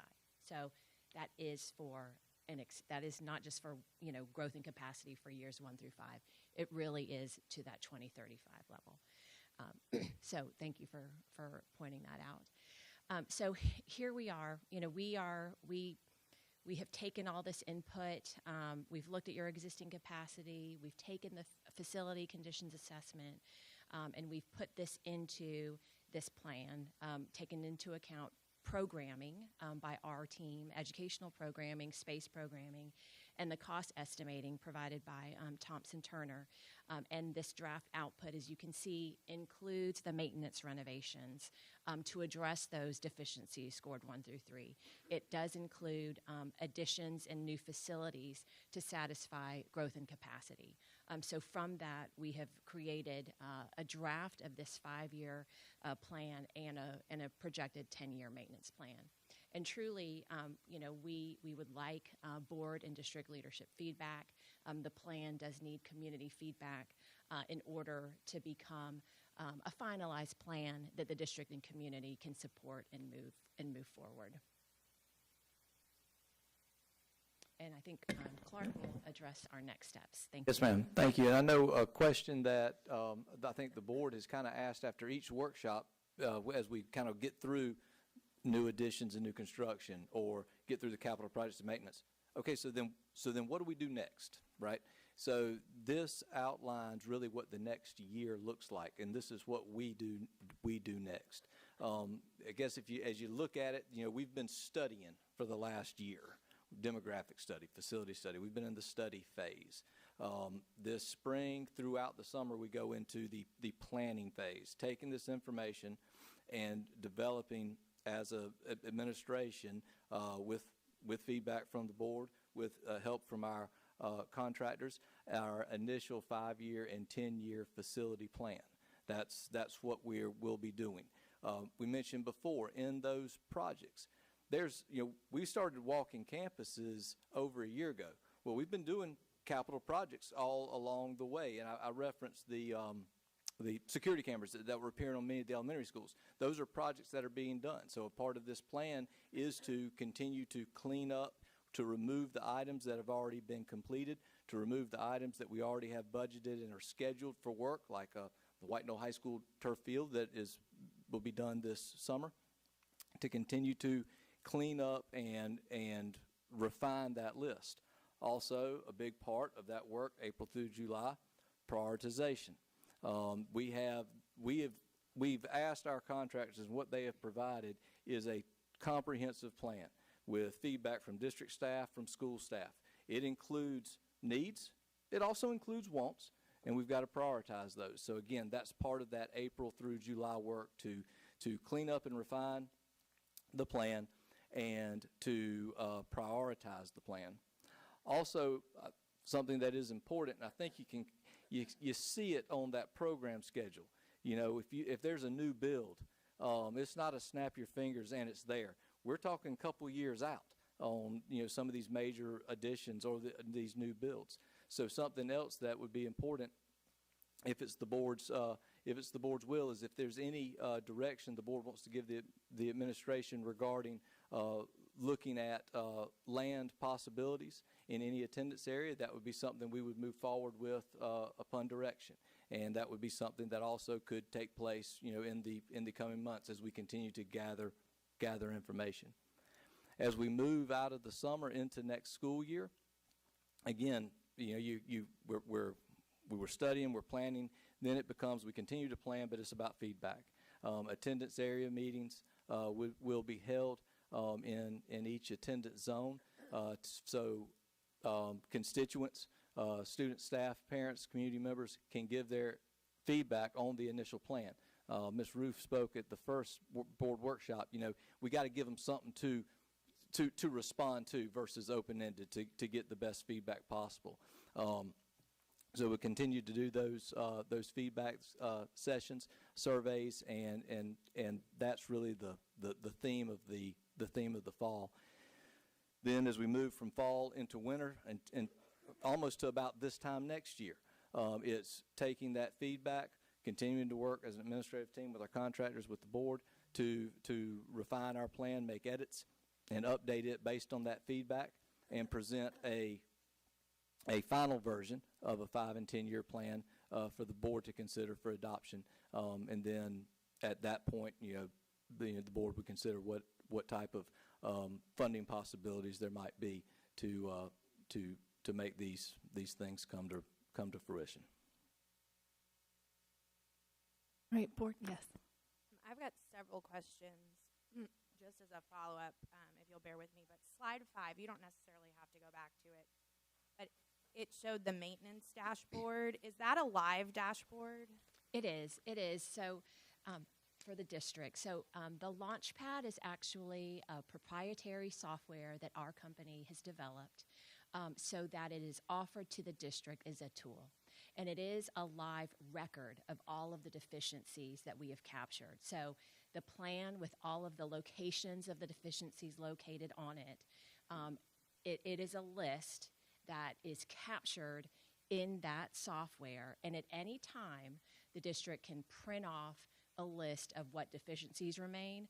Anything completed can come off of the list. So it is a live capture of all of the maintenance items. And so from that reporting software came that maintenance report that you saw the last time. So will the board get access to that dashboard? If the district allows. It's a district tool. So allows? I mean, the district controls the use of the tool, and they are able to mark off items that have been resolved for maintenance plan. I'm sorry. Am I answering the question? Okay. But we'll be able to have access to that. Yes. It'll be provided to the board upon request. It is like a stop and print thing. So what we have printed for you all, we'll, in a couple years, we're hoping that report won't be as long as you saw it, a couple weeks ago. That's the point. So if that information is live and consistently changing, how are we distinguishing between the condition of a facility at the time that you all evaluated it and updates that have been made and when that work is? So every deficiency has a score of when it was recorded. And, we have prioritized those deficiencies scored 3, 2, and 1. So when it does come off, there can be a field that marks it completed, and it can basically turn into a 5 if it needs to be captured again for reporting purposes. Okay. So at the last workshop, we were told that requests from schools were being rated as 1s and 2s. Is that accurate? I'd say for the most part on that, if the request was something like, hey, we need more parking at the school, that was a 1 or a 2. If it was something like, we would really love to turf this additional athletic field, then it really just depends. Are they doing that to bring it up to equality to the other schools, or is it just a big want that needs to come off the list? Okay, because a lot of the 1s and 2s that I read through from the 600-plus page document that we got at the last workshop looked like they are requests. So my question is, if a rating of 1 is defined as an extremely worn item that has to be replaced, a request is not a failing system. So why are requests being scored as 1s and 2s when they are not really a snapshot of a deficiency within the building itself? So we did take that comment into account last time, and then our team worked on pulling out all of those district wants. Those no longer have a score. They get more of a 0 or a non-applicable kind of a category, which then we share back to Thompson Turner to make sure that they're not pricing that in with the maintenance and capital needs plans. Great. I think the district, or the board rather, needs to get an update. All we had is what we saw last time. So speaking of requests, what's the process for how requests are being filtered? Who at the district levels reviewing a request, say if it comes from a school, and determining what ultimately will make its way to the board?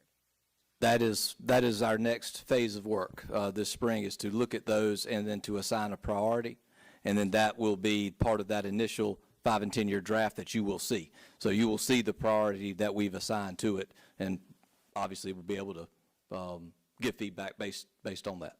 Okay. I also raised questions in the last workshop about capacity discrepancies, and I don't see anything in tonight's final report. So are we planning to revisit that analysis, or are we moving forward with those discrepancies? So the capacities that are provided were directly from the demographer's report. And there are 2 capacities that are provided at those schools. The building capacity to include the building envelope only, and then the capacity to include the portables. So that is what that is based on. And it depends on how you're looking at it to see is student enrollment putting that building over capacity. You can look at the building envelope itself and see how that enrollment compares to the student capacity of that permanent structure only, or to look at that with a 20 student per unit factor for including all the portable classrooms there. So those were the capacities that the demographer used to show his enrollment percentages and projections, and those are the ones that the facility study used to determine additions necessary to carry us 10 years. But the capacity numbers were different from you all compared to the capacity numbers from the December report from the demographer. We went over that in the last workshop, and we left the meeting that we would have a follow-up to that, because I pointed out a couple of discrepancies where we were told by the demographer that in 2023 there was, I'm making the number up, a 79% capacity, and then your report showed that that same location was a capacity of 129%. So we were going to get a follow-up on that in this presentation, so I think that we need to do that. And I'll just say this.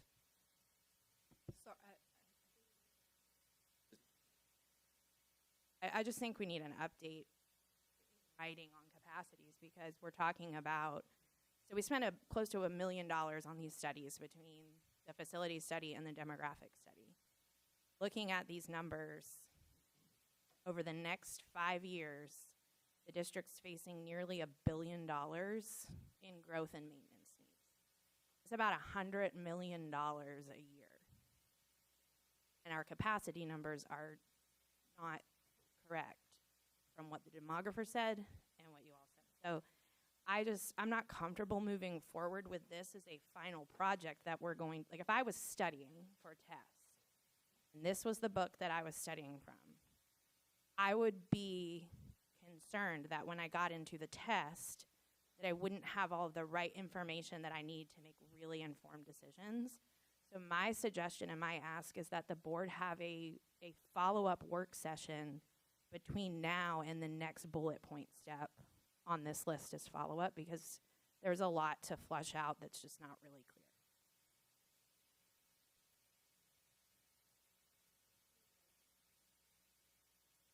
Just to piggyback on Ms. Lashnick's question, I know I've had several conversations with folks about the different definitions of capacity, and I heard you mention 2 tonight, which is the envelope capacity and then including portables, but I've also heard about programming capacity, and so similarly, it would help me to just kind of have a list of these are the 5 different types of capacities that we can use in conversation with the school district, and I'm making the number 5 up, by the way. And here's what we call it, here's the definition, and here's what it's used for generally. And I think that could help maybe clarify some things for us. Does that make sense? Yes, ma'am. Dr. Price, would you like me to provide any of my thoughts on a couple things? Okay, I just want to try to give some confidence to a situation talking about the capacities. I believe the school we discussed previously was Pleasant Hill Elementary, which we know is a school with a lot of portables. So how you look at that school, it can really determine, you can see different numbers there. And I believe it was 2023 was the year that we were referencing. And Pleasant Hill Elementary has a building capacity of 680 students. If you include portables, there's 24 portables there. At 20 to 1, 480 kids could go in those portables in theory.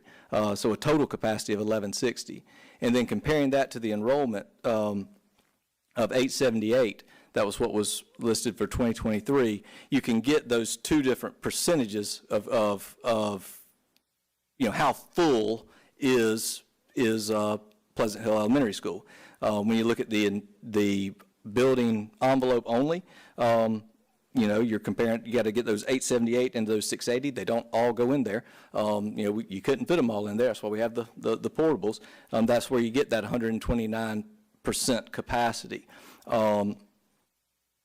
If you take into account the portables, those 24, you could, in theory, hold 1,160 students there for that student capacity, and that's where you could get that 76%. Is 76% full. So that's where the percentages are derived from, and so that student capacity there is 1160. But when you compare it to the core of how that school was built and how those non-instructional spaces are designed, what they're designed to accommodate, you see where it does exceed it. So, and unless I'm wrong, the demographer's numbers are what McMillan-Pasden used, and it's just a matter of comparing it to the building envelope or the building envelope and the portable classrooms that are located on the campus. So I think that was where that was the question that I thought was being asked, and so that was the way I wanted to try just to explain that part.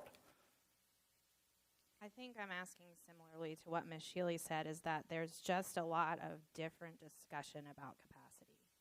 And I think that it deserves, if we're talking about a level of investment of this kind of money and building new schools and putting on additions, we really need to sit down and understand how we use capacity within the district. Because as I understand it, sometimes it's programming capacity, sometimes it's people have called it educational capacity. You've got core capacity, how much can the lunchroom handle? We need to understand that if we're going to sit here and discuss spending $1 billion. And we can absolutely do another workshop with you guys and run through a handful of schools like that, because you're right, it is the plumbing, the bathroom capacity, because the portables don't have the bathrooms, the lunch periods capacity there so that students aren't eating everywhere from 10 a.m. to the end of the day. There's also egress capacity, so when the demographer is looking at it purely from a square footage standpoint, the way that it was designed is to make sure to get all of the students and staff out of a building in an emergency, effectively. So the more that you increase that, the more that you're pushing the egress capacity, the plumbing capacity. But I agree, we can absolutely do a workshop and run through a handful of schools and show you guys that full process, if you'd like to. Yeah, I wanted to add, as you talk about capacity, Mr. Cooper mentioned building envelope alone and building plus the portables, using a 20 kid per portable number. I think what we're trying to unpack as a board is some of the plans, and I know these were all tentative plans and they can change, but some of the plans were, hey, at this school we want to add a wing here, or we want to add so many classrooms here. And I think the thing that kind of puts a fly in the ointment, so to speak, is, I'll just use Beechwood as an example. If we expand Beechwood, are we talking about the same kind of application to classrooms as we are portables? Like you use a number of 20 kids per portable, But if we're adding a wing onto a school with, and I'm just using higher level math, so 10, let's just say 10 classrooms, are we saying now we can house 200 students? Or are we saying with programmable capacity, that's not really 200 students, that's 150 because we'll add in some related arts. That I think what Ms. Flashing, I'm not trying to put words in your mouth, but I think what she's saying is from a board perspective, as best as you all could do it, Dr. Price, can you kind of peel back the onion and help us understand what is a realistic number that we could say we feel pretty comfortable that's the number, rather than just, you know, throwing darts based on, hey, 20 kids per this class. I think that's what we're getting at, and I don't know exactly how to unpack that, but I think that's the general gist of what we're hearing here. Sure, and I don't want to speak for MPS, but I believe they have a very specific formula that they use when projecting out recommended classroom additions. So, but we can put together something a little more specific to drill down. Well, I think that's what I hear you saying, to drill down specifically on how capacity is calculated and address any discrepancies that there may be that exist. And Madam Chair, may I explain why capacity is so important in Lexington County right now? We have a county that's using school concurrency, and they're using a 95% number to allow or disallow a development. So we have a duty to make sure that our numbers are locked tight, because they're using that to decide where people can build. And so not only the stuff we've already discussed, but that is why it really does need to be fully understood by this body and the general public as to how we get to capacity numbers. One more thing to that. So definitely want to understand what capacity numbers they're using. But to Ms. Flashnick's point, we're seeing other capacity numbers used in conversation. We need to understand the differences in best use for. Yeah, the words that are coming to my mind are common language. And if we have a glossary of the different references that are used when discussing capacity, that way it can ensure consistency that we're all talking about the same types of capacity depending on the conversations we're engaged in. I.e. design capacity, Right. core capacity, program capacity. I know we talked about core capacity last time. I think the only other thing I would add is we do understand that flexibility has to be allowed. So, Dr. Price, this is just my opinion, but I would think, just like I was talking about the Beechwood example, let's say that number is another 150 kids. I understand as educators you may have to move things based on what students come to you. So is there possible to build some kind of a tolerance that says, hey, this is probably what we think the number is, but this is the max? I mean, just almost an apples to apples type thing. Because I think the one thing we don't want to do, whether we spend 10 million or whether we're spending 100 million or whether we're spending $1 billion. I mean, all these numbers boggle my mind, but no matter what we're spending, I think we want to have the best predictive, it's the best predictions that we can put out there, because we don't want to expand Beechwood and we say, hey, we thought Beechwood would hold 1,000 students, or we thought it would hold 800 students. And then 800 show up and we go, we're busting at the seams. We can't fit these 800. It's actually more like 715. I mean, I don't want to just try and pin you down to this is the exact number, because I know things change, but I think we need to at least have some tolerance and some flexibility to know it's no more than this, but it's probably more in this range. Yeah, we can certainly talk about that. The formula that we used does have a flexibility factor built into it. So when we review that glossary of terms to determine this common language that Dr. Price is talking about, we can absolutely review that formula and how the math is derived. It also does take into account teacher-student ratio. So that is an important goal and objective that we incorporate into the formula. We want to utilize the district ideal teacher-to-student ratio, which is very important to the formula as well. So we're happy to revisit it in a future workshop.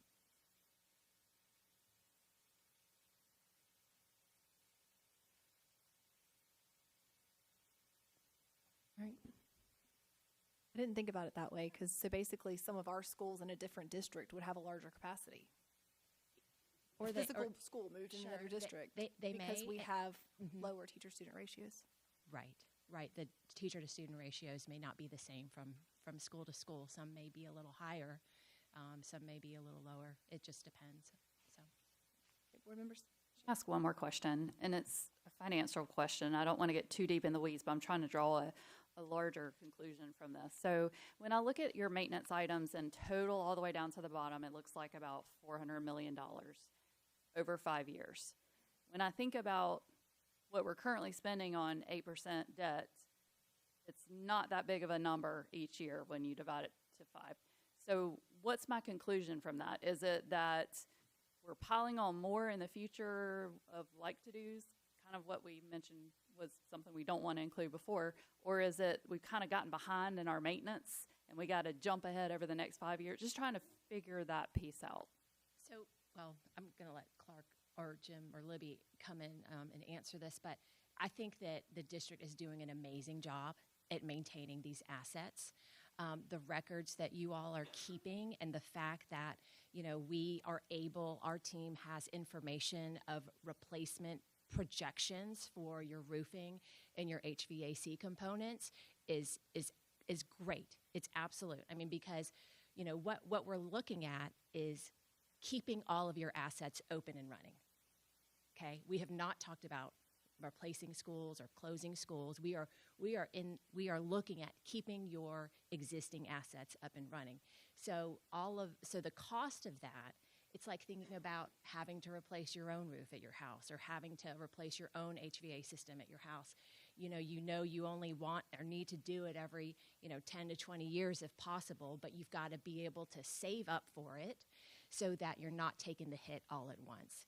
And so, I don't think that there's a ton of deferred maintenance that's happening, but we've got to plan these major renovation costs and build them into the funding mechanism because we're talking about millions of square feet of roofing that need to be replaced, and we need to be able to keep up with those components, not defer maintenance, but build them into the plan so that we can keep your assets healthy and up and running. And I would just layer on top of that, again, that's what the spring and summer is for, is to look at which of these items are mission critical and which of these items we want to have to meet what we look at as being a Lexington 1 standard, and which of these items are purely wants. That prioritization is key. The other part that's key is the cleanup. We have to go through those reports and those items that we have already addressed, because again, there's been lots of work and lots of projects been going on since these walkthroughs started. Cleaning those things up, again, removing those items from the list also, I think, is critical into that part.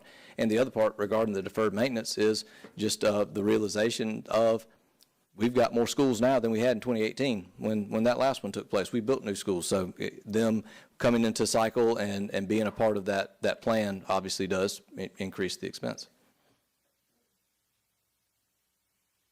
All right, any other questions or comments at this time? Thank you very much for being here tonight. Thank you again. All right, we're going to move on. Ms. Miller, I'm going to turn it over to you for our certified salaries discussion.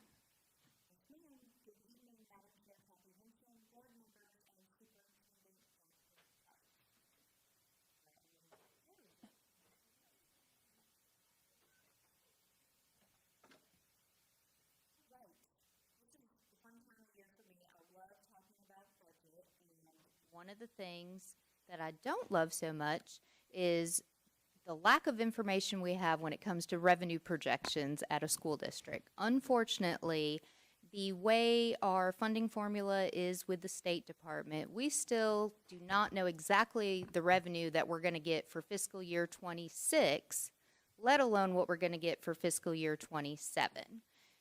And so with that being said, we take the information we have at this time and use our best projections to try to give you an idea of where we think the revenue, one, is going to be for fiscal year 26, and then what do we anticipate, looking at trend data based on the information we have at the time, do we think it's going to be for fiscal year 27. So as you can see on this slide, we have this broken out between our local and our state revenue sources for the general fund. The purple numbers are what our revised projections for fiscal year 26 are. And you can see there that we are expecting a slight dip in our local revenue. Sorry, my brain just went. It's hard to see that because you only see what the new projection is. I know in my mind what the numbers are doing. Our interest income number is going down slightly. Our interest rates, as we know in the nation, are decreasing, and so therefore we're not getting quite as much interest revenue. And so I've built that into the number. I've also taken our current collections for our tax dollars and up until the month we have, and then I've projected out the remainder of the year. So we've updated those revenue projections. And then for the state revenue, of course, the state has given us the 45th day numbers, but those will be adjusted based on the 135th day. We should get those state revenue projections for fiscal year 26, hopefully. I think we just saw the 135th day has to be certified by April 21st. So maybe the end of April, but probably in May that we'll know exactly what our state revenue is supposed to be for this fiscal year. Then Ms. for 20... Miller, where's the decrease? You're not going to see it because in my head, I'm talking about what, you can't read what's in my head. Imagine that. But what I was looking at was my revenue that we projected in the original budget for local revenue versus what I'm projecting on this slide. You do not see that. That's in my head, that part. Okay. So I'm just giving you what my revised projection is, and I was letting you know that our interest income is lower, and so I've revised for that. Okay, thank you. Sorry for the confusion No, that's on okay. that. I'm just making sure I wasn't missing something. Tease that one all the way out. Because I was comparing these numbers between last year's budget and this year what you're seeing, and I was tossing all kinds of questions to Dr. Price. So kind of following that, so it looks like local revenue is a little lower than expected, but state revenue is a little higher, and Correct. overall we're netting a little higher. Correct. But then be careful what conclusions gonna you draw change. from that because there's all kinds of moving parts. Got it. Exactly. Thank you. And that's why I didn't go too deep into it because, again, this is at the date I ran these numbers, and we know they're not final. They are going to change. So we are hopeful that we will receive $5 million more than we originally projected, but I will, full disclosure, I do not know, and that depends on what every other district's enrollment is for the 135th day, and there's no way for me to project that. So then what we've done for 27's numbers is the state part was a little bit easier, but again, these are preliminary, but this is the House Ways and Means numbers, and so they have provided those, so I've entered those numbers in. Those will change when the Senate decides how they want to move forward, and then they will change again once we have the final budget. Then they'll change next year at the 45th day and next year at the 135th day. But each time we get a little closer to what we think the actual is going to be. And then for the local revenue, I took the revised projection for this year, adjusted again for an additional decrease in our investment income because, again, the rates are dropping, so we're not going to have as much interest income along with our fund balance going down. The earnings are going to be on a lower dollar amount that is remaining. So we have adjusted that, and I did a 5% growth factor for local revenue for tax dollars for growth. That number could be more, it could be less. Again, I have not received our first set of numbers from the county yet. It's just too early in the budget season to get those numbers. So I just came up with that amount based on trend. That's a good number to use, but it will change. All right, so overall, it does look like our total projected revenue could be approximately $408 million for fiscal year 27, based on what we have available at this time. So here's a snapshot of where those increases are. 6.7 is in your local sources. That's that 5% growth factor for the taxes, less the decrease in the interest. And then for our state, right now we're looking at approximately $5.8 million based on the House Ways and Means. Typically the Senate amount will come in lower, and then we will end up somewhere around there. But again, it will continue to change even through next year. So with the best information we can right now, approximately $12.6 million of increased revenue for fiscal year 27. Questions? All right. Another factor that I want to make sure we talk about is our fund balance. As we know, we have budgeted to use 11 million of that fund balance in the fiscal year 26 budget. I am still anticipating we will use that. Even though I just said our revenue is going to be 5 million higher, we also have two categories of expenses that are trending to go over. Our contract services for special education teachers and assistants, that is going higher than we had budgeted for, and then also our utility expenses are higher than we budgeted for. There's some smaller items there, but those are the two main things that I think will utilize that 5 million that does hopefully come in over what we originally had projected for fiscal year 26. So I am anticipating we will use 11 million of fund balance.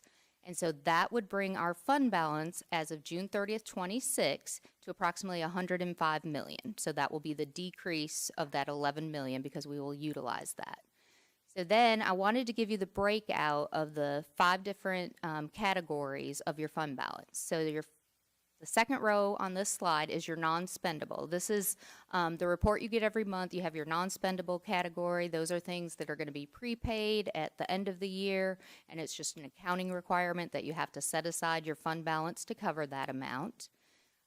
The unassigned fund balance, the first one is for the board-specific items. The board has several things. You have your detailed report each month, but the largest portion of that is for land purchases and for pre-K expansion. You have a couple smaller items like the communication audit that is in there, and so just trying to make sure we account for that. Those amounts have to be separated out when you're looking to determine what your unassigned fund balance is. The third item there is your assigned fund balance operating budget. You have to the budget we have right now, just to keep that exactly the same in 27, you will again have to use 11 million of the fund balance. So I've already reduced it in that top row for fiscal year 26. Then next year for 27, you also have to make sure you set aside that same amount just to keep the budget the same as it is right now. Then the board has a policy that 16.67% of your operating budget should be in the unassigned category and remain at that balance. I used a number of $410 million of a budget. Right now we're at like 401 million. So that's assuming if we only go up 9 million. So this amount will go up the higher our budget ends up being. And then that leaves the last category there, that unassigned one-time money, that's 16.9 million. So that's about 17 million. You may recall when we talked about budget last year and we were trying to decide how much to rely on the fund balance. When the amount of 11 million came up, we talked about you have 3 years that you could do that. So fiscal year 26 is the first year, 27 would be the second, and then by June 30th, 28, that 16.9 would be basically almost used up because of that 11 million. So just trying to let everybody see where we are with the fund balance. Any questions on that? I was going to ask this later in the finance report, but I'll ask it now since you brought it up. Pre-K expansion. Yes. At the community conversation, did I hear that we don't have plans for any pre-K expansion? Am I hearing what we talked about that correctly? Not for the upcoming year. So my question is that $3.1 million that's assigned fund balance was done back in October of 2023. At what point as a board do we unassign that money or put that money elsewhere? If we don't have any plans to use it, why do we keep it assigned? That's completely up to the board, as the board is the only one that can assign or unassign fund balance. So yeah, I'm aware. I was asking sort of collectively to the board what our thoughts are if we're not going to use that money during this budget cycle process. Should we have that discussion for this budget year? Because that money's been sitting there since October of 23. It's about $3 million, is that right? As we're doing the budget this year and finalizing it, we can absolutely dig into the assigned buckets. I guess I would ask Dr. Price, what would be the benefit of keeping it, or is there a benefit? for pre-K expansion. Yes. As we continue to monitor the needs of our district, we've been adding strategically pre-K classrooms around the district to make sure we're serving those needs. And so that costs money. And so there are certain startup costs that the board can set aside for that. And I believe, correct me if I'm wrong, Ms. Miller, this is one-time money. So this is That's not, correct. these are not recurring funds. So it can help with startup, but then once it becomes part of our operating budget, it's an annual expense. And I think that's what she's trying to point out with this 11 million. We can only do that for 3 years, and then everything that those funds are using to keep in place goes away. So we've got to look at how we either raise money into the operating budget or cut things out. And with $11 million, that would be a deep cut. And I would add, in reference to the pre-K expansion, there is some legislation that we need to be watching also in regards to how the state is going to potentially give us money for that moving forward. So Thought is not that we decide that tonight, just that let's put that on our radar during this budget season to review our fund balance assignments during the budget cycle as well. Let's move on to expenditures. You'll recall well, it wasn't last month, it was earlier this month, we had a budget workshop and we talked about 4 different options. This was related specifically to the certified salary schedule and trying to stay with the recommendations of the salary committee. Option 1 is just increasing the starting salary by $500, and that would be a cost of $1.8 million. Option 2 would be increasing that starting salary by $1,000, approximately $3.7 million. Option 3 would be the $1,500 for approximately $5.6 million. And then option 4 would be the $2,000 increase to the starting salary, which would be approximately $7.4 million. Questions on that? And as we're going through, continuing to go through our budget process, what we're looking for this evening is some guidance on what direction the board is looking at. We just talked about possibly available revenue of $12.5 million. We see a range of salary increases just for the certified salary from $1.8 million up to $7.4 million. And then you'll also recall we had these additional quests. Now I will say the $500 option 1 is included in the numbers on this slide. That's in your Lex 1 standard line item. So the total requests that we discussed at the workshop, the lowest level was $19.3 million. Again, we can slice and dice this any way we need to based on the board's preference, but federal mandates were $1.7 million, state mandates about $600,000, fixed cost increases, not much we can do about those. Those are like our utility expenses, things like that, or contracts that were in $8.6 million. Then we have our Lex 1 standards of $5.1 million. And then lastly, the would like to do items, which is approximately $3.2 million. Total of the 19. That 19.3 does or does not include the certified salary increase? It includes option 1, which is that $1.8 million, which is a $500 increase. So really what you're asking of us now is kind of we need to discuss. You know, right now our salary is $3,500 over the state minimum, and our salary committee set a goal of $2,000 over. So board, what are y'all thinking? Do we just do the 500 option so that we stay at that 2,000 mark, or do we, it's also the public perception of, well, the state is doing a $2,000 increase, so I should get a $2,000 increase. What are y'all thinking? before I discuss that, is there any way we can get a breakdown on the fixed cost increases? I mean, 8.6 million is the largest number on this page. Right, and we have that in last month's presentation, so we can make sure we reshare that with you to have that breakout. But this evening, again, we're just looking for some guidance specifically on the salary schedule. Madam Chair, before I answer that question too, I have a clarifier. Last year, I recall that we assigned some money during the budget process so that we could get contracts out to teachers earlier. And so we put a number in there that ended up getting moved back out after the budget got finalized. My question would be, if we were to say, for now, because of where we are and the limited information we have, we want to go with option one, there's no saying that we couldn't change our mind. Well, I see what you're now in saying. June. Before the May 10th deadline of them needing to sign their contracts, we've never before told them what they would be paid. So you're saying, when y'all send it out in April, we could put a bigger minimum of the 500. But it might be more. You're correct. The news in the Educator Assistance Act, we are required to report a minimum teaching salary.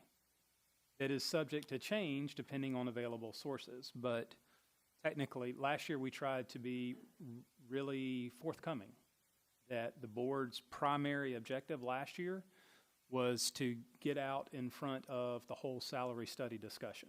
And so that was the board's request, and that's what we did. State law says you don't have to say what you're hoping for, you just have to state what the minimum is going to be. Technically, we could say that the current salary schedule is the minimum of what it could be next year. It's still above the state's minimum teaching salary scale, even with a $2,000 raise. So technically, you could say that, but you know, the wish and the desire of the salary study committee last year was to maintain that $2,000 cushion.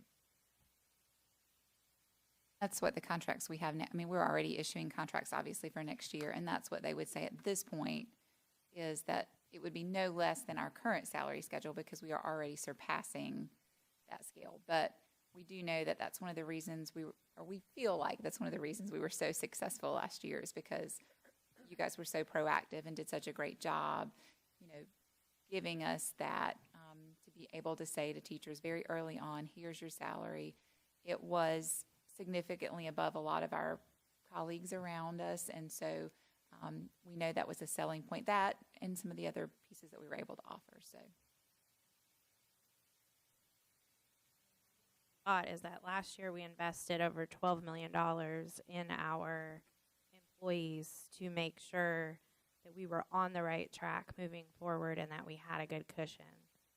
Well, I wish every year we could invest $12 million and more into our employees. That's just not realistic for the type of business that we are, organization rather. So my gut is to stick with option one now. If, as we go through the budget process, we may have flexibility to make a different decision. It might be stating the obvious, but I'm going to state the obvious. So we're looking at a revenue increase of $12.5 million based on these categories. We're looking at an expense increase of $19.3 million, and that's with the minimum $500 bump to salary. So we already have a situation that we're going to need to figure out. My preference would to go a little higher than the 500, potentially the 1,000. However, we already have a situation we're going to have to figure out where our current projected expense increases over our revenue. So we've got to figure out how to handle that. So my opinion is, you know, last year we assembled a group of folks within our district, and they gave us their feedback, and they thought that being 2,000 above the salary was sufficient. And I think what we did is we exceeded those expectations. We went 3,500, we went another 1,500 above that.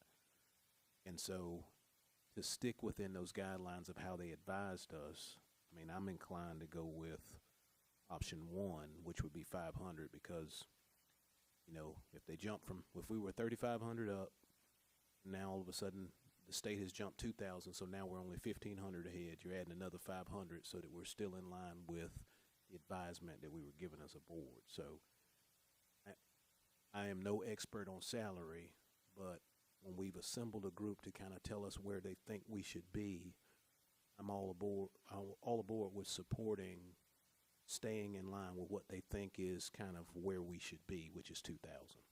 So employees would receive that $500 plus their step.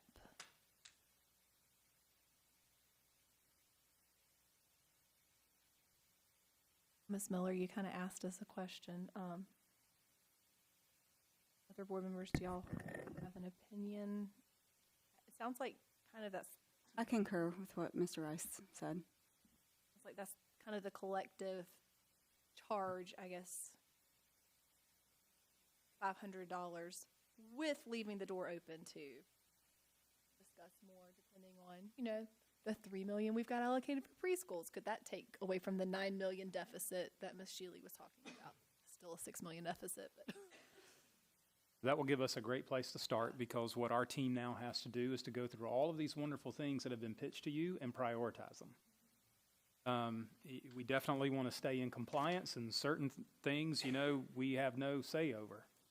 Doggone it, we just have to plan for it.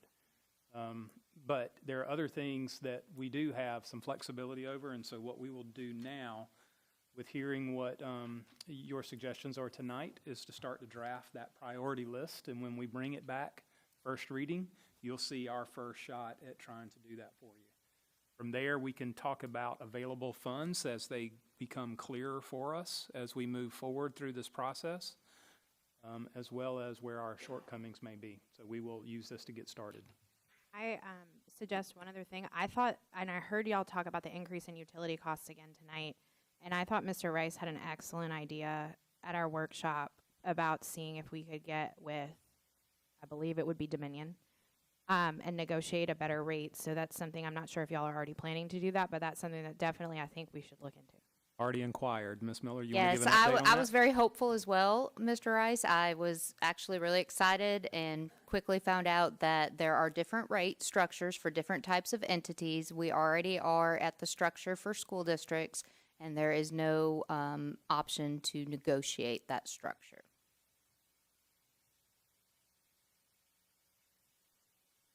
thanks for trying. It was a good suggestion, Mr. Rice. All right, board members, any other discussion right now on the certified salary schedule? Could you all maybe let me know who our rep is at Dominion? You don't have to do that publicly, but at least let me know. You're so great. All right, with that, Dr. Gaskins, I'm going to turn it over to you for the 27-28 academic calendar first reading. Thank you.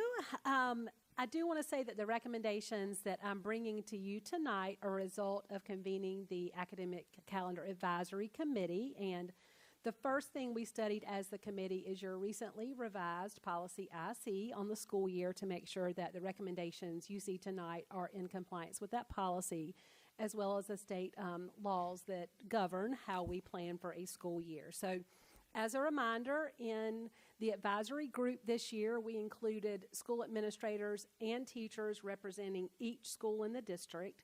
As part of the process, that representative went back to their school and actually shared information with their entire staff and got feedback. We had district level administration representing each division at Central Services. They did the same in terms of getting feedback from their division.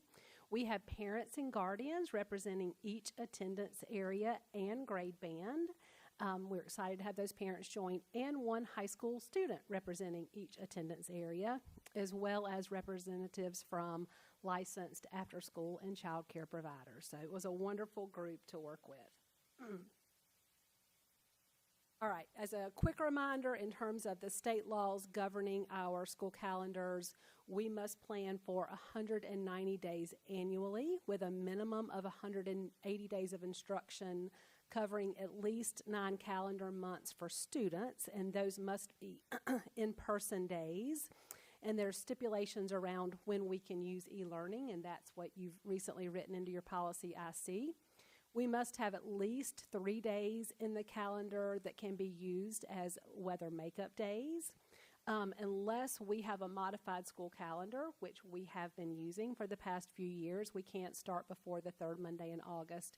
And we have to be closed for General Election Day in November of each even-numbered year. And since this is the 27-28 calendar, that will not come into play for this specific calendar. New to our planning process this year was the Educator Assistance Act, which determines how we spend those 10 days that teachers work beyond the 180 that students attend. So 4 must be professional development days, 2 unencumbered, and 4 can be a combination of days. And so the law stipulates how those professional development days must be used. So it must be spent with academic achievement standards, including how we teach those standards, strengthening teachers' knowledge in their content area, strengthening their teaching techniques, or assessment practices. So very specific things we can do in those 4 days. So this is going to come into play later when we look at the recommendations from the calendar committee, because they've moved more of the PD days to the beginning of the year because of how those days can be used now and the most effective time of the year to actually do what I just described. So this is not as easy to do the day after students leave in May or June, right, to do this level of professional learning. So they've moved more to the beginning of the year. So beginning our process this year, we used some parameters based on feedback we have received in past years. We've heard that it's important to avoid Monday starts for students. This is especially important for our youngest learners. That first week of school, as we're establishing routines and procedures, can be really exhausting for our young learners and also for our teachers and for some of our older learners too. It's important to balance the semesters. This comes into play more in high school, but to have a 90-90 semester is most advantageous. Most recently, this was our first year. We've just experienced a week at Thanksgiving, and we've received a lot of positive feedback that folks want to continue that. It's important to our community that spring break be aligned to Easter. We've heard that frequent breaks throughout the year are really important, and there is a desire to finish before Memorial Day. So using these parameters at the first calendar advisory committee, we had 2 different calendars for the group to react to. Based on their feedback, we actually created a 3rd version of the calendar that they used when they went to the staff and division and their friends and colleagues to get feedback. So overall, there is still strong support for these specific parameters. When asked about future calendars, almost 1/3 of the schools had at least someone that would be interested in having a later start in August like we used to. And just also about 1/3 mentioned a non-traditional calendar like year-round. So some things for us to potentially consider with future calendars. All right, so specific feedback from this advisory group, again, based on those calendars that were presented with the parameters I just shared. Strategic placement of frequent breaks throughout the year was incredibly important, and many schools mentioned the importance of these, especially in January, February, and March.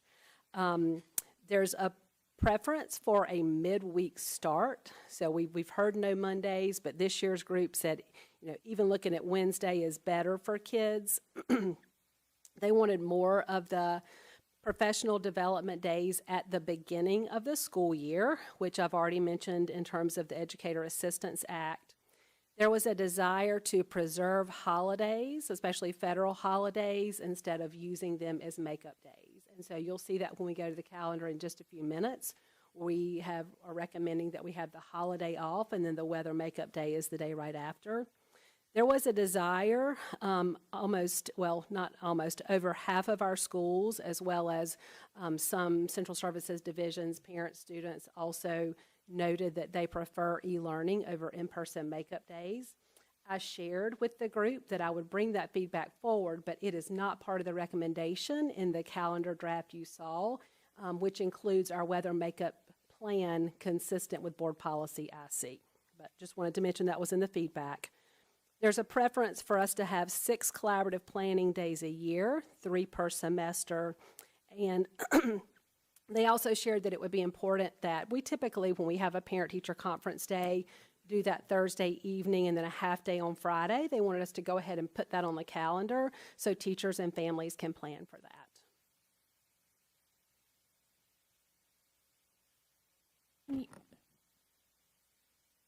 So is that the practice at some schools and not all schools? We've been doing it consistently across the district, but making that decision as the school year began instead of actually putting it in the calendar, and they want to put it in the calendar so everybody knows to plan for that. A half day on Friday. Got it. It's been part of our culture, but it needs to be added to the calendar that way.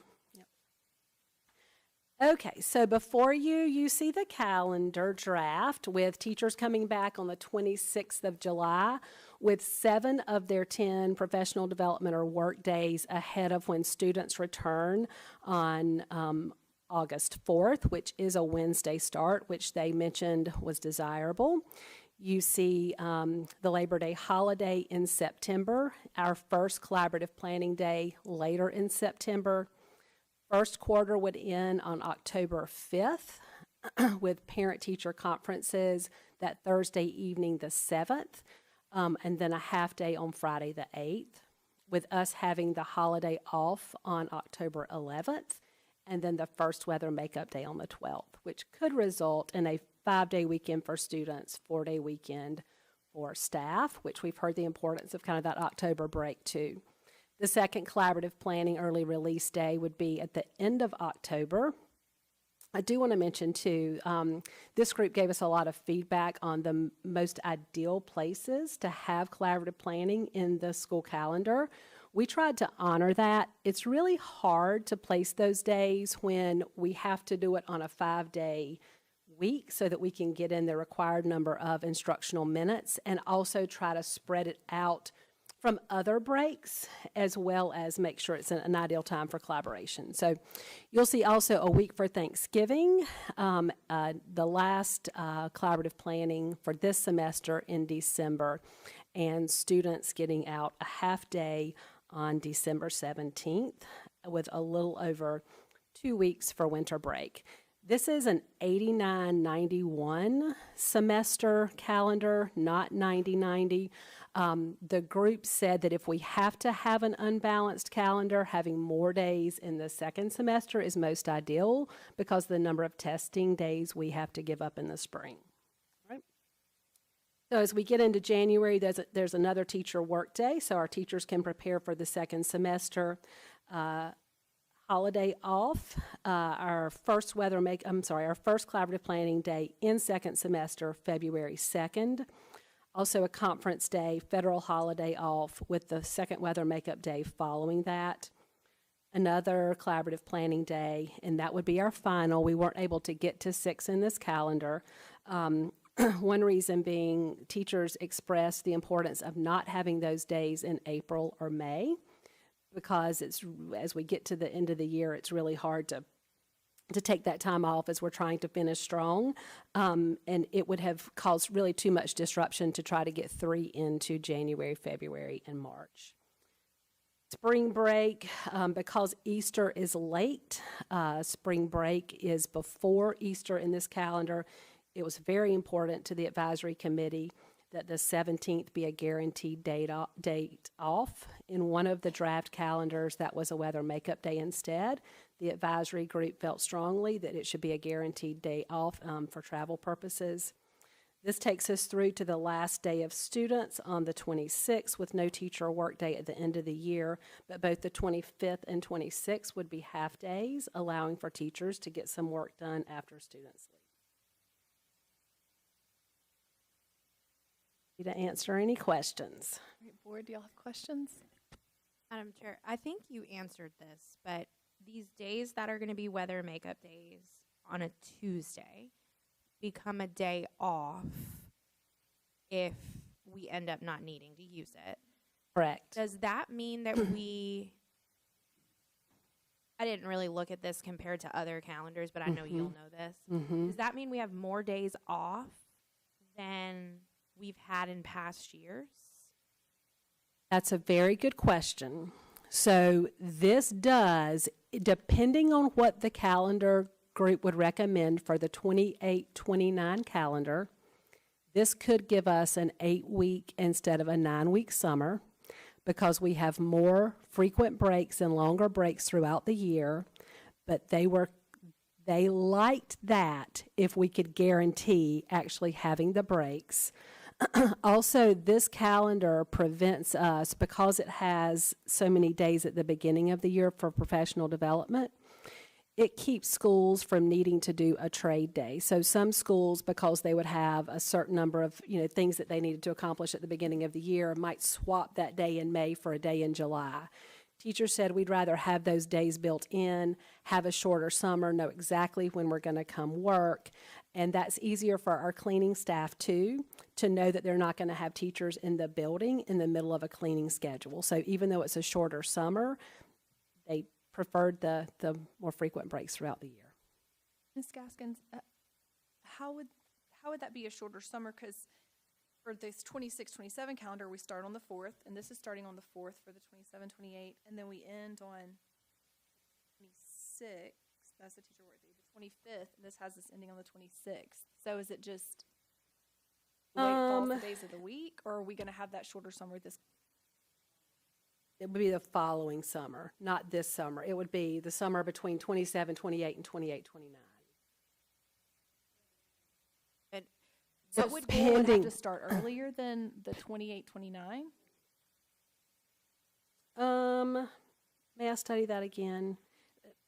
We can't. The 26-27 academic calendar start and end dates are pretty much exactly the same as the 20. So maybe we're looking at a shorter summer next year, and we just haven't figured that out yet. That's what I was asking.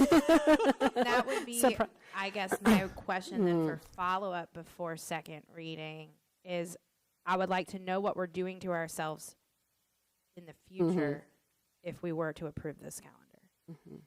Okay. It looks like with the way, because the way days and weeks and weekends fall and stuff like that, it looks like only one day longer. But what Dr. Sorry, I'm still getting used to Doctor. What Dr. Gaskins was saying was that we're moving then from having 9-week summers to having 8-week summers. She said we actually might be having that this coming summer and just haven't realized it yet. This, yes, next summer. We do have an 8-week summer this coming summer. Right. Then it's not new. Okay. Problem solved. Maybe that's why we're feeling so stressed as we plan for this summer, right? Okay. Thank you for sharing this. I will say I do like that y'all put in the actual holidays in February, because I know that the teachers and parents probably felt that in February when we had that weather day and there were no days, and then. All right, board. Move on. I'm going to turn this over to Ms. Miller for first reading of policy DCBB. Ma'am, this is the first reading. This is for policy DCBB, Municipal Securities Continuing Disclosures. We're updating this for current practices and standards, and there's also some title changes that we needed to make. One of the items came up through the review of committees, and this is the policy that had reference to a committee that does not exist per board policy, and so we're removing that whole part. Fortunately, we did also find that item number 7, we don't have to do that any longer. Technology has saved us with that. We get notifications now, so we do not have to go in there and search. So this was just some outdated wording, and we needed to get that updated, and there's been no changes since the introduction. All right, board, do you have any questions or comments at this time for Ms. Miller? All right, thank you, Ms. Miller. Dr. Gaskins, turning it back over to you for policy IHAQ. Thank you. The recommended revisions to this policy align with current state laws, particularly the Education and Economic Development Act. The components spelled out in the Act are outlined in the revised policy, including formalizing structured career guidance and the role of career specialists, enhance student safety in work-based learning activities, and requirements of parent participation in things like individual graduation planning. I haven't received any questions or feedback since the introduction, but I'm happy to answer any tonight. Thank you, Dr. Gaskins. Board? I will say that I just love our career specialists that my personal kids work with, so that's great. They are all amazing. Thank you. Thank you. Wait, don't turn your mic off. It's back to you. Policy IJNDAA, distance online and virtual education. Okay, so these recommended revisions reflect a more current approach to online learning and emphasize asynchronous learning in grades 9 through 12, which helps us to resolve scheduling issues and support graduation progress. There's also a mandate in terms of curriculum alignment with the South Carolina state standards and our district's graduate profile, which really tightens up the expectations for the quality that we provide in our online learning experiences, as well as so that it's comparable with in-person learning, while also prioritizing in-person learning and really spelling out when we will make online learning available to students. I want to apologize. I normally during the board brief introductions really try to get this to you in advance. Passed me by. On the one right before the header that says grades 9 through 12, it references virtual SC. The only recommendation that I had was to take out that term and replace it with something more evergreen, like South Carolina Department of Education's virtual education program, in case they change its name or it goes away or something, so that we don't have to revise the policy for just that. Great feedback. Thank you. All right. Thank you very much, Dr. Gaskins. Now I'm going to turn it over to Ms. Garris for the first reading of Policy IJNDB, Use of Technology Resources in Instruction, and the administrative rule. Thank you.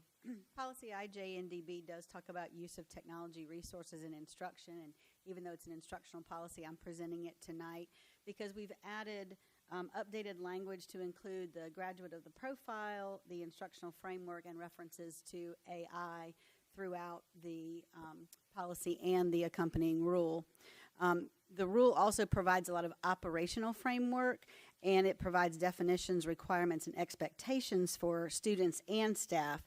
We've also updated language there, including references to AI.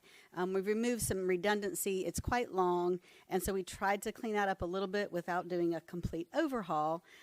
However, we've also added in a few things that were important, like some legal requirements for training and reporting. Madam Chair. Me again, sorry. One phrase in there where it says so let me back up. This policy, as I understand it, is supposed to be related to technology use for instruction, not technology use across the district. And so you mentioned it's very long. It definitely is cumbersome. So I have some thoughts on a way that we could loosen that up and make it a little easier on all of us. The first one, it says the district will not tolerate the inappropriate use of technology by any person. I think that sentence could utilize some clarification, because the way that reads makes me question, what do we mean by inappropriate use? And are we talking about inappropriate use across the whole world of the technology device itself, or just in instructional? So something like the district prohibits the inappropriate use of technology for instructional purposes, including academic dishonesty, et cetera, et cetera. That was one. The second is in the administrative rules. So with policy IG, when we updated our curriculum development policy, we did a similar thing that I'm suggesting here. We already have, I believe, an acceptable use agreement, and we have how technology can and can't be used in our student and employee handbooks. My thought process is to pull out all this information from the administrative rule, move it there if it's not already, or change what might need to be changed, and just say something along the lines of what we did with IG, which is this information lives in our acceptable use policies and blah, blah, blah. So that's one. Number two, we have technology belief statements, and we rolled those out. I think that we could also say something like the district's technology beliefs shall be formally reviewed and revised alongside each 5-year strategic plan to maintain alignment with board policy and instructional goals, or something to that effect.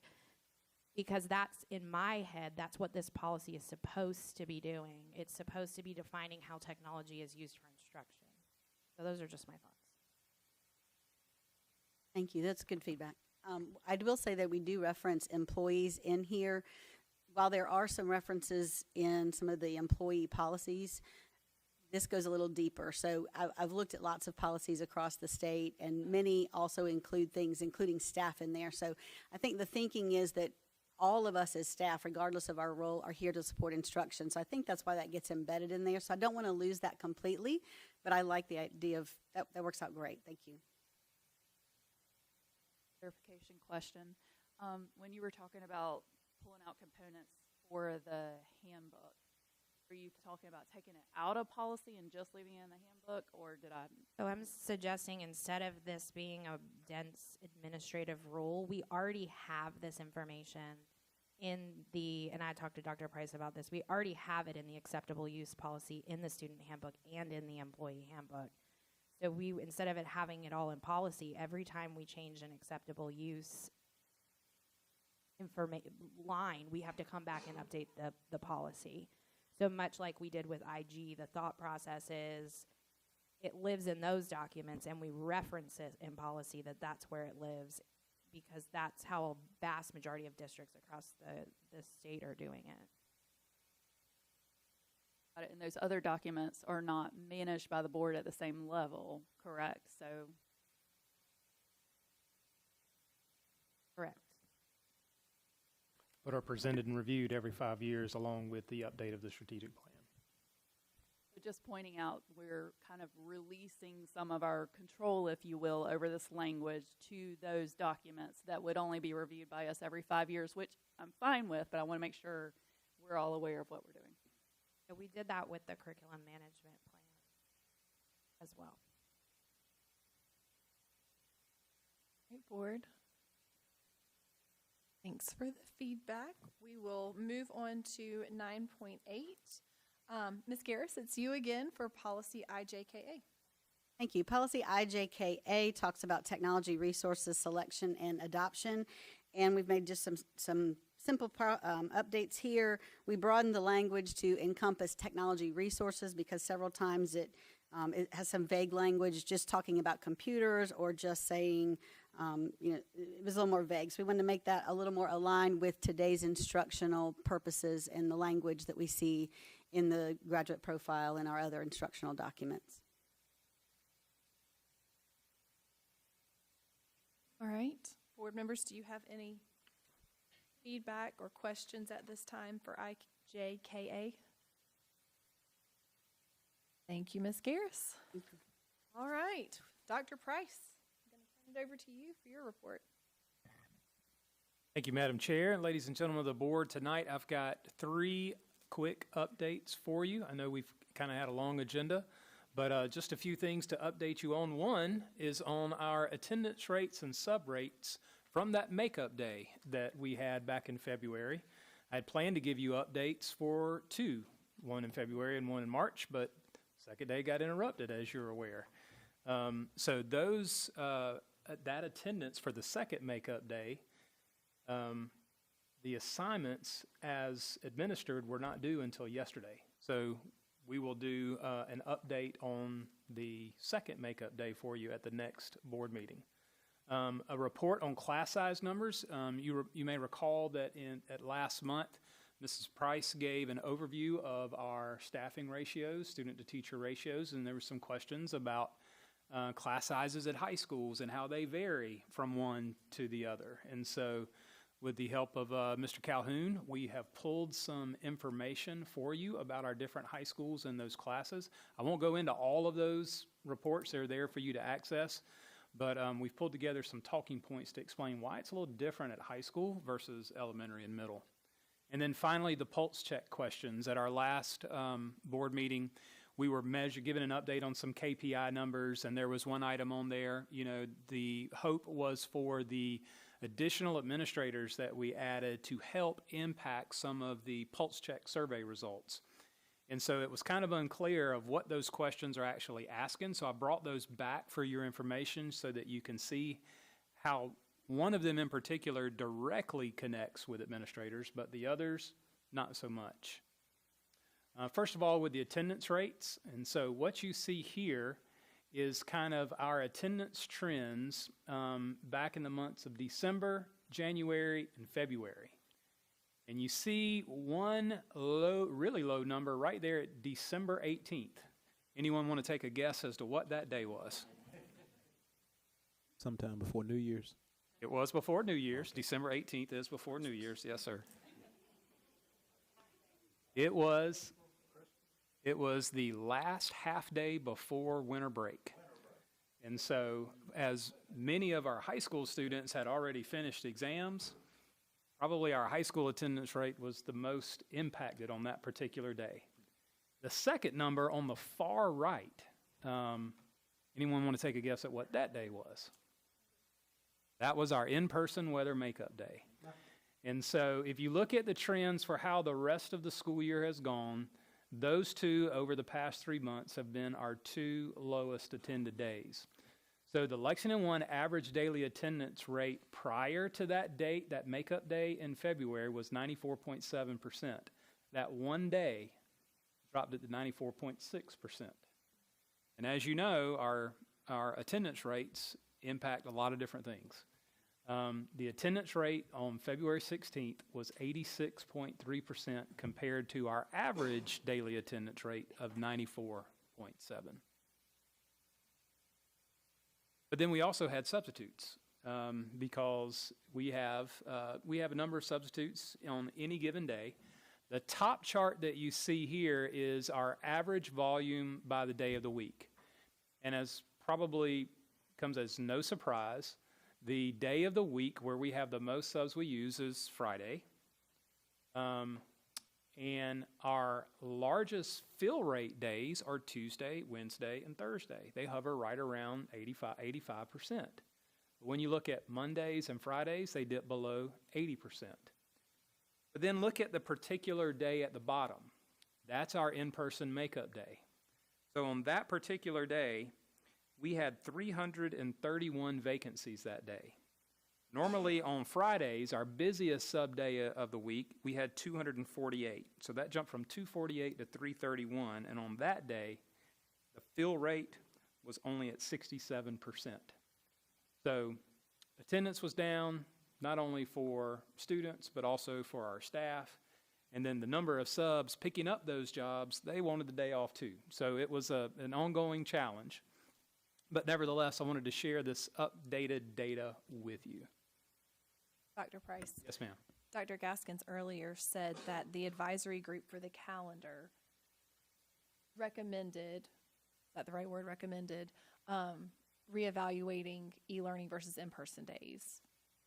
I don't think anyone would argue that having our kids in the classrooms with their teachers learning is best practice. Mm-hmm. But I just wonder, in order to make up for those missing teachers and subs not filling it, you probably have all kinds of teachers covering for other teachers, no related arts those days because those teachers have to cover no resource teachers that day, because just what quality education are we able to provide just because we're sticking to having them in the classroom, even though we know that's well, I think it's a combination. Those who are there in the school buildings, they're going to give you everything they've got to make it a quality day of learning. Of course. And then when we're at home doing e-learning, those teachers who are planning those e-learning activities, they're trying to plan the best that they can when in that given situation. I think one thing to note is part of the reason that you see the makeup days linked with holidays in the new calendar proposal is that the calendar committee is recognizing and honoring the board's request to use your in-person makeup days first, but still have a break. And one of the concerns that we heard this year, and this was our first year going back to in-person makeup days, was that because the makeup days got taken in both January, February, and March, that was a long stretch for our employees to go without a day off. And they work hard and they need to breathe and take a day as well. And I think the new calendar proposal honors the request and the drive to utilize in-person makeup days, but also protect a day off for our staff as we move forward. Right. But I'm just asking, I think the question I'm asking is, does the district feel that our current policy is helping y'all best educate our kids? It's kind of hard to answer that question after just one day. I'd want to study it a little bit longer to give you a more data-driven answer, if that helps. That's fair. I agree with that. I would almost want to have another day or two to see, does that trend change as people adjust or not? Mm-hmm.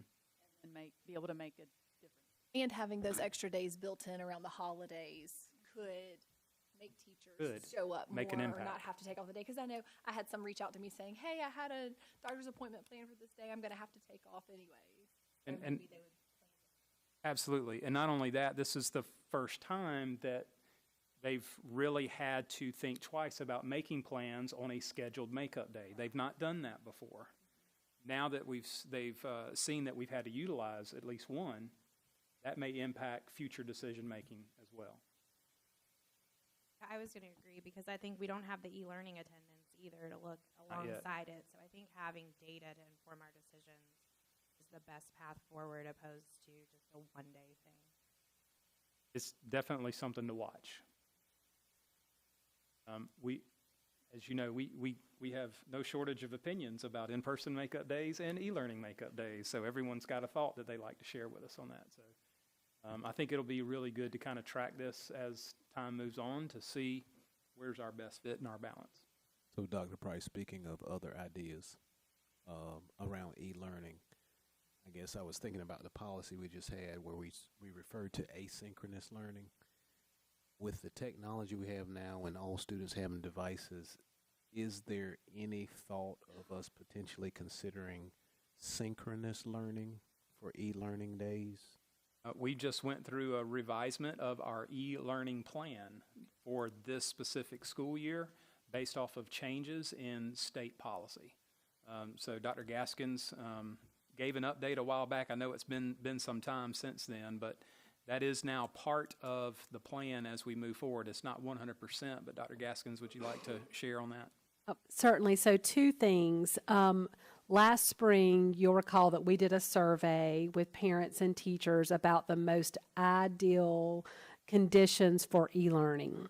And overwhelmingly, folks thought that the synchronous part should be optional, not for teachers. Like teachers provide some synchronous, either a morning meeting to explain or office hours that kids can join depending on the grade level. So the teachers are still there to provide some synchronous support, but it's optional because of the many schedules, if kids are at daycare, if families are out of town, whatever may be the circumstance, that provides a little bit more flexibility in doing that.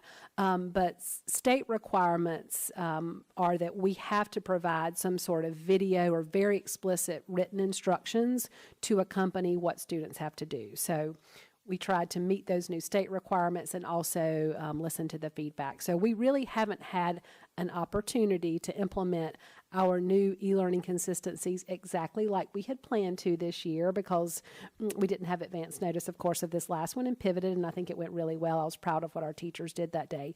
But we have tried to respond to both of those things. Thank you. Mm-hmm. For class size numbers, high schools are different when it comes to managing class sizes. We've talked a lot about this over the past few weeks, and with regards to elementary school, once you know how many students are going to be in a grade level, you basically divide that by the number 2021. That tells you how many teachers you have in each grade level. Middle school is maybe a little more flexibility in there because you have some classes that have varying levels, and you've got more related arts sections that students have to choose from. So you get a little more variance there. But then when you get into high school, there are a number of different course selections on any given grade for any different subject. And then you throw in things like AP classes, IB classes, center classes, CTE classes. Well, some of those have student number caps. Some of those you would love to fill up, but you don't get a full 20 in a classroom. You may have 11 or 12, such as an AP calculus AB class. You would love to have 25 students in that class, but chances are probably not. So when you have a lower class size in one, that may mean you have a slightly higher class size in another. So all of that comes into play when building a high school schedule, and that's why you have some variance in class sizes. What you have in your information tonight, those 5 school links will give you a breakdown of all of the different varieties of class sizes that you have throughout each of those 5 high schools. Mr. Calhoun worked to kind of pull that together for us. And it's important to remember that the student-to-teacher ratio in a high school ranges from anywhere from a 14-to-1 staffing ratio to an 18-to-1 staffing ratio, depending on the size of that high school. In addition to that, you've got some students who need extra support. You got required courses versus optional courses. And principals have to carry that weight of, when do I collapse a section because I just didn't have enough students? So all of that is considered when building a high school schedule. Before I move on to the next slide, I'll be happy to entertain any questions, and Mr. Calhoun is standing by as well. Madam Chair. Yes. Dr. Price, I was glad to hear you say that last part about folding. I did a quick glossary, look at some of them, and I don't have high school students. It's been a long time since I've been in high school, so if our ratio is 14-to-1 or 18-to-1, give or take, when I looked at some, I saw a lot of classes that were well below that 14 number. At what point, you said, the principal will make that decision, but as we're thinking about capacity, at what point, can you walk us through how that works, the process, when we make those calls? Sure. I'm going to defer to Mr. Calhoun, who's standing by. Good evening, everybody. There's a lot of variables that go into that. So I'll try to give you a couple examples, okay, and then you can ask further. For instance, in our AP courses, okay, and I'll give especially at our 2 smaller schools. So at our bigger schools, we tend to have some bigger numbers inside of AP just because of sheer numbers. But we also think it's really important that at Gilbert High School and Pillion High School that students have access to AP courses. So that number for us lives for a class to make at about 10. Okay, we're trying to get, for an AP Calculus AB class, we're trying to get 10 for that in specific areas. Lexington High School, for instance, may have 60 in that, okay? But at a couple of schools, that number lives at 10. Not in one section would we have 60 students. No, ma'am. No, sir. That would be, we would divide that up. No 60 in sections. I think it's also, you're looking at, in some of these places, we worked really hard to get you as kind of accurate as we could get it without it totally being crazy. So I was talking to my HR friends about some of the sections. If you pull out the entire section list at Lexington High School, it's like 27 pages long. Because some of our sections, for instance, I'm going to give you an example of somebody that maybe I know, okay, who might be a 9th grader. They're taking PE baseball in the spring, okay? Well, they're going to take PE baseball 3 as a freshman because they've already had PE 1, okay, before. That's a prerequisite. Inside of that PE baseball in the spring, there's going to be PE 3, PE 4, PE 5, PE 6, and probably PE 7. All those course numbers are going to live inside that one class, okay? That happens in some of these. You can see it, especially because I left the maybe it's broadcasting or yearbook production in there. All those classes are taught together. And so those sections, we tried to weed out most of those, but a lot of those sections of 1s, 2s, or 4s aren't there. Another example I saw in several of our, that's prevalent in our our schools who run a block schedule. So if I'm at Lexington High School, but I go to the law center, I'm cross-enrolled at River Bluff and at Lexington. So Lexington's count is going to might show an AP government class that's year-long that has 2 students in it. Well, that's not a section of 2. That's a class. They're cross-enrolled at Lexington and at River Bluff. And so it's 2 at Lexington, but really that class is 23 at River Bluff High School. That's a couple examples. There's probably 100 more. Does that answer your question? Those are great examples that help me wrap my head around it. I guess my question was, at what point, what's the process of which you decide to move away from certain offerings because the capacity of offering that just doesn't make sense? Now, I will quote my good friend Devonna Price and say, it depends. Because as Mr. Calhoun was stating, if we set the number, say, at 10, and then at Pillion High, where we've got a much smaller population, and this is their best chance to take an AP class, and we've got 8 or 9 students signed up, the principal may make the decision that if I don't offer this, then those kids won't get that AP class. So but if you've got 1 or 2, probably not going to run it this year or that semester. You offer it again next semester or the following year. So that number is probably a little more firmer at larger high schools, but it depends on the class that's being requested and what other options students may have. So high school is just really complex building that schedule. It's so much different from elementary and middle, and so that's why the numbers are kind of all over the place. You done? Okay. You mentioned like if there was 1 or 2 that signed up and the class couldn't make. I know that some neighboring districts send students, combine the say, and send them to one school for like AP calculus. And so I just thought about that. I was like, oh, those poor students that signed up for it, if there's only 2 of them, do we look for alternatives to help them? We do, and not only that, but there's also a virtual or online option too. So sometimes a class may be taught through SC Virtual or another online provider, and a student may want to do that. If that's their only option, they may rather do that than traveling to another school. So we try to accommodate them the best we can. Yeah, and I know that I was the one that asked the questions about these class sizes. And again, it's the bigger class sizes that I'm more concerned with. And I know we can't do anything about it right now, but the board might want to consider at some point, like saying, this is the cap that we expect here in Lexington 1. And like, if you can't make all of your math classes be less than this, then the principals really do need to decide if they're going to reallocate an FTE to meet those needs. And I know it's different with different schedules. I know there's so much that plays into it, but class size matters so much. All right, and now my last slide was an update. I wanted to provide for you the Pulse survey questions. And so there's one that's specifically tied to school administration. It's number 8. The school administration provides effective instructional leadership. And that's an overall statement. Not necessarily tied to one individual, but it's an overall statement.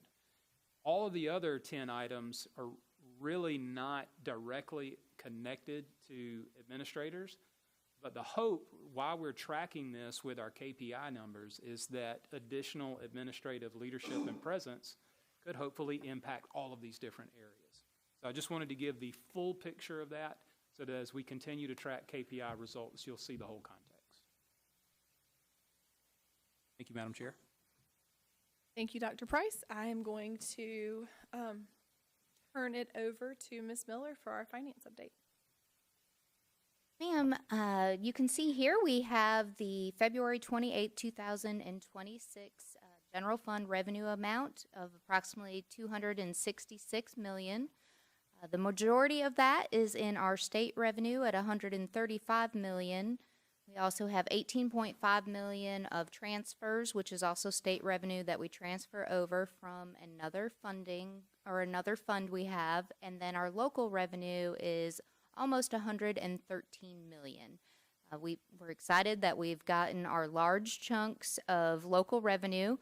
You will see there that the local source as of February 28th is 42% of the revenue we received. We'll see that trend down to get to the approximately 37% that we think it will end up at the end of the year. That's because we had the influx of the local revenue, and now we will evenly receive our state revenue the remainder of the year, but not receive the same amount of local revenue each month, bringing that percentage down. We talked earlier, our projections are a little bit higher for our state revenue, but these are just actual expenditures as of February. Questions on revenue? Just another summary of the information that you have in your packet. Moving on to expenditures. I was hoping that Lindsay Price was still in here. I wanted to give a little shout out to her on our salary budget. We were tasked with getting that in line, and we are watching that. We were within 28,000 the prior month, and now it's down to within 27,000 of what we budgeted. So that 211 million, we are right on target with what we are budgeting. That's what we have spent so far as of February 28th. That is approximately 87.2 of what we've spent our funding on is our salary. So great job on the budgeting of that. Of course, there are still variables that are out there. If we have a large amount of annual leave that has to be paid out, and we could still see a change in that. But right now, we are right on track, which is great news, except for our contract services that we are spending are a little bit higher than what our salaries were. And because we have that allowance built in, we do not have that cushion we had before, but that was what was intended, to get that budget down as close as possible. So that is why I'm still projecting that we are going to use that fund balance because we have done a great job with getting that budget. Madam Chair, can I ask a question? In these buckets, where do subs fall? Because when we pay our substitutes, does that fall in salary and benefits, or does that fall in purchase services? You're right. It's in purchase services. That's outsourced services, and that's our 300 function. Madam Chair, another question. Contract services at a high level, what would be included in contract services? So when we do not have a sub, or when we do not have a teacher, we have a vacant position, we have contracted for our special education services because we're required to have those filled. And so we are paying a contract service company to do that. And of course, that comes at a higher cost than what it is to hire somebody as an employee. So it's basically academically based contract Oh, absolutely. services. Absolutely. Sorry, in my mind, when I think contract services, I'm thinking HVAC and all those kind of No, things. sir. But that's not what we're talking about. Okay. Definitely on our instructional side. Okay, thank you. That is mainly special education teachers, speech language pathologist, and school psychologist. Right, moving on to our fund balance. You have our actual amounts there through February 28th, followed by the projections of where we think we're going to end up by the end of the year. We talked about that earlier, still projecting to use that fund balance. So again, the monthly amounts are not at all able to tell you where we're going to end up at the end of the year, but they are trending just as they were last year based on the cyclical nature of our revenue streams and our even spending throughout the year. We're at one of our higher amounts that local revenue has come in, but then we'll continue paying throughout the remainder of the year our expenses, so you'll see it dip back down. And this is your unassigned fund balance. Again, we're at that high part of the year where we're no longer below that line of what we're required to have in our unassigned fund balance. So our unassigned is back up, but again, it is going to level out towards the end of the year and drop back down by June 30th. Questions on that? Right, and then our procurement report. It was exciting to see that we had one of our larger months of transactions, 1,050 transaction, and only 16 of those were unauthorized that had to be ratified. And so great job to all of the folks out at the schools and the departments. That's good news seeing that number.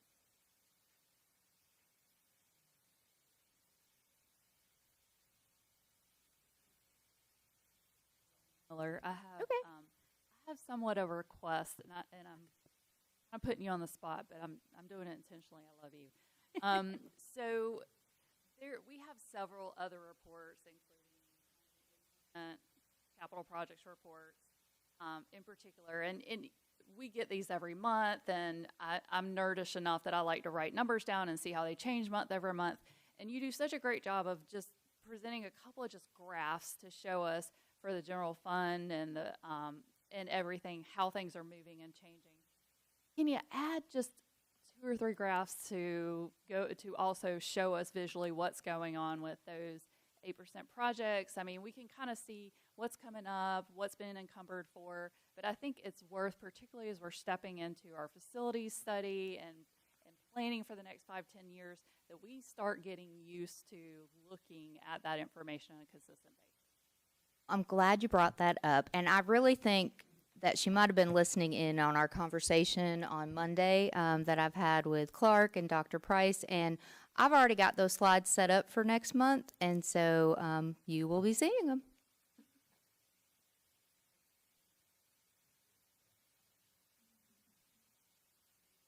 Board members, any other questions right now? All right, we're going to move on. Oh, And Mr. Chair, Rice. just one thing. I think also what we may want to consider, obviously when we look at our 8% projects, we look at our bond referendum projects, and they're stretched over different years.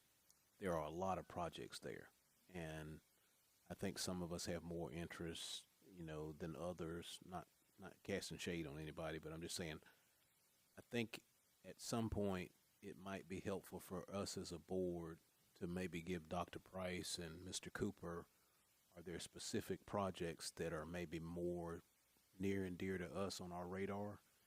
Maybe we request from our our construction management at risk contractor, hey, could you give me an update on these specific projects? Because Mr. Anderson wants to know about these 3, Ms. Flashing wants to know about those 4. I don't know, you could do all of them, but I'm just saying, for the sake of time, maybe if there's certain projects that are near and dear to us, whether it's scope or whether it's price, maybe focus on those instead of trying to say, hey, update us on every single project, every single meeting, because that could be 4, 5, 6 hours. So I don't know what y'all's thoughts are on that. I think that part of our goals and process are we get a quarterly operations update. I think what I heard Mrs. Shealy asking was for each of the bonds, just being able to see how the money has moved, and then maybe we could ask questions during that portion of the finance report.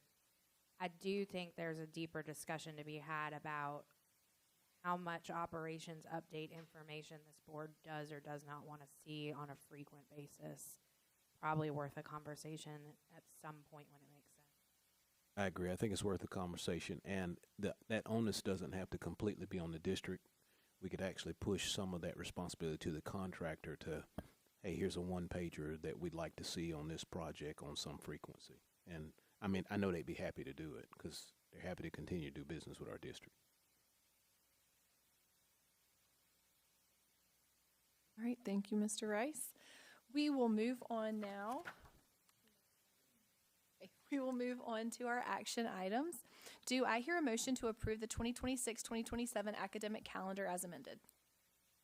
Madam Chair, I move to approve the 2026-2027 academic calendar as presented.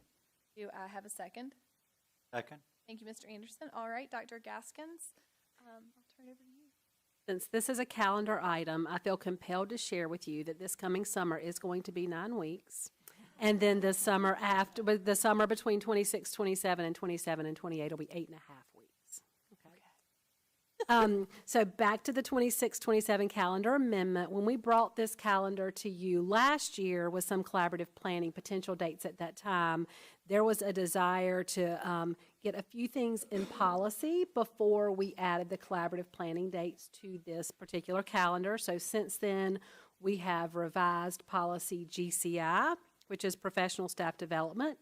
We have developed a district professional learning plan that explicitly states the function and purpose of collaborative planning. We have revised policy IC, our school year policy. So now that those things are in place, I bring to you 6 potential dates for collaborative planning in the 26-27 school year.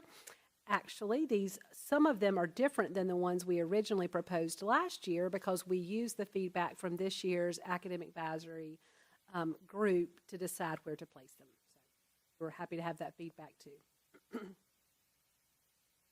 Thank you, Dr. Gaskins. Board. Madam Chair, letters training. Yes. Can you give us an update on that, because I know that we missed the letters training with the day that with our weather makeup craziness. We did. So our teachers who are in, well, year 1 or year 2 were supposed to finish up their letters training at the February collaborative planning because they were going to do January and February, but instead had to do February and March. So didn't get a collaborative planning this spring where they got to choose how to collaborate. So the majority of our teachers will have completed letters training after this year. We will still have some in letters training next year. They are going to be very happy, our elementary teachers, to get these collaborative planning days back. They're screaming, we need time, we need time, we need time. And they do. All right, board, any other discussion? All right, all those in favor to approve the 26-27 academic calendar as amended, please say aye. Aye. Opposed? Motion carries. Do I hear a motion to approve the 2026 strategic plan and school renewal plans as presented by administration? Madam Chair, I move to approve the 2026 district strategic plan and school renewal plan as presented by administration. Thank you, Ms. Shealy. Do I have a second? Second. Thank you, Mr. Anderson. Dr. Gaskins, I'll turn it back to you. Thank you. Well, in accordance with state law and regulations, the district is required to update its strategic plan annually as well as school renewal plans. These updates include progress made towards performance goals, and you probably also noted that in the school plans, they talked about their mid-year data and how they're continuing to act on it to really think about those things that need the most attention at their schools. These are due to the State Department by April 30th. That's why we're bringing them to you tonight, so we can hopefully approve them in plenty of time. So I'll take any questions you have. I know you've had time to review the district and school plans, and then I want to share one more note at the end. Board members, do you have any questions?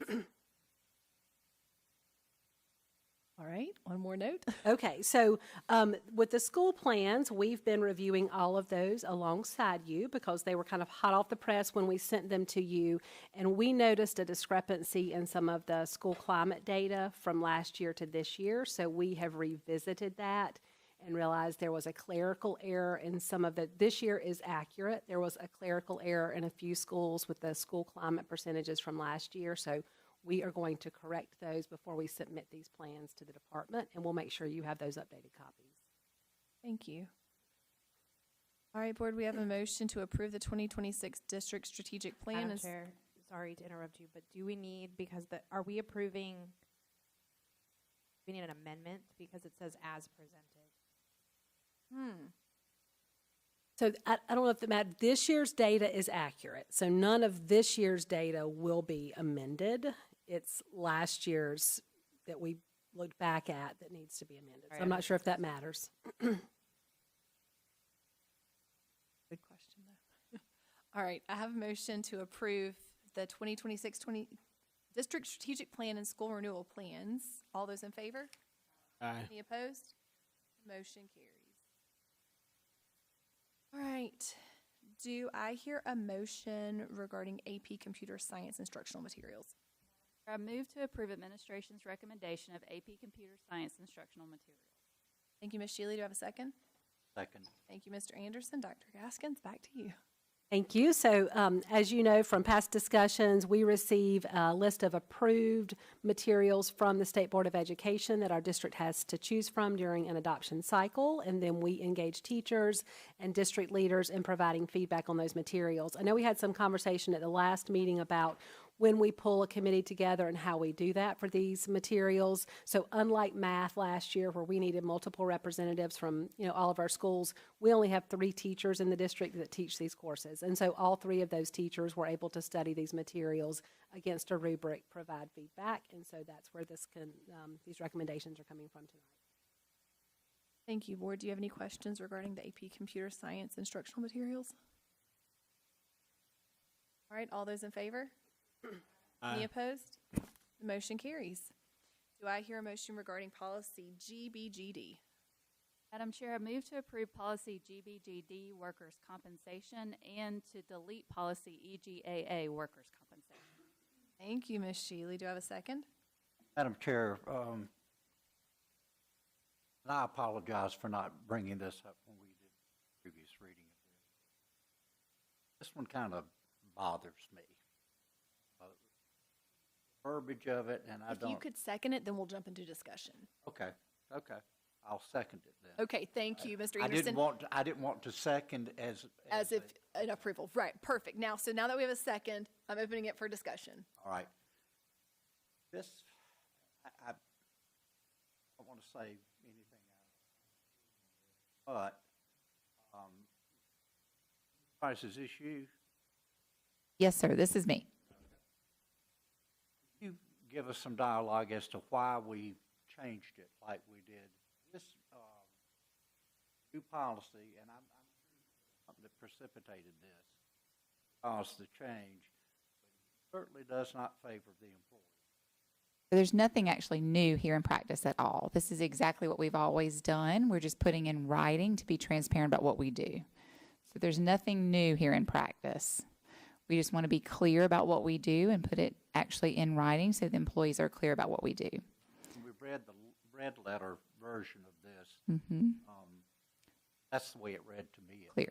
You know, that it really did not favor the employee very well. Right. We're just trying to be transparent about what we do and put in writing what we do. But what is in red is what we have actually always done in practice.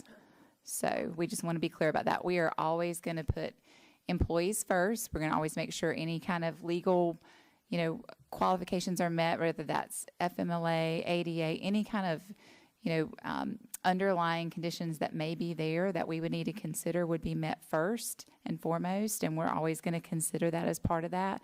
But as far as practice or, things that have happened prior to that, this is nothing new. We're just trying to make sure that we're clear about what we are doing. So that's in written and clear for employees to know up front.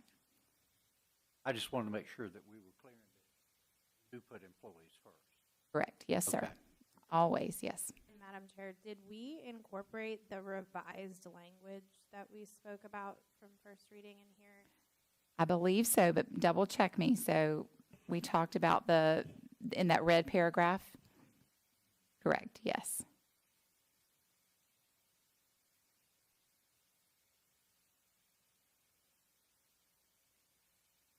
Flashnick, double check me, make sure that's the way you wanted it to read. Yeah.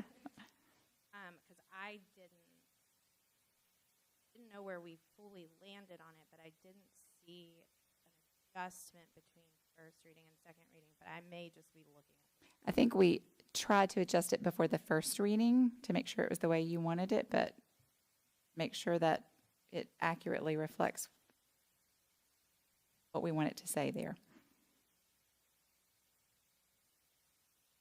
So what we had talked about was while the district typically allows for the exhaustion of accrued leave, the existence of a remaining leave balance does not guarantee continued employment, so on and so forth. Ending with, nothing in this policy shall be interpreted to limit or supersede employee rights under the Family and Medical Leave Act, the Americans with Disabilities Act, or other applicable laws.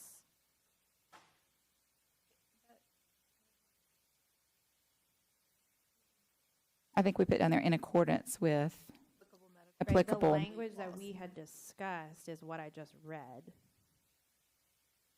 We were trying to just put all things in there with applicable medical and disability leave laws instead of naming specific, like.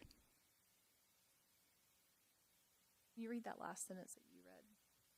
Yes, so what we had gotten sent after introduction, and then we had discussion, was nothing in this policy shall be interpreted to limit or supersede employee rights under the Family and Medical Leave Act, the Americans with Disability Act, or other applicable laws.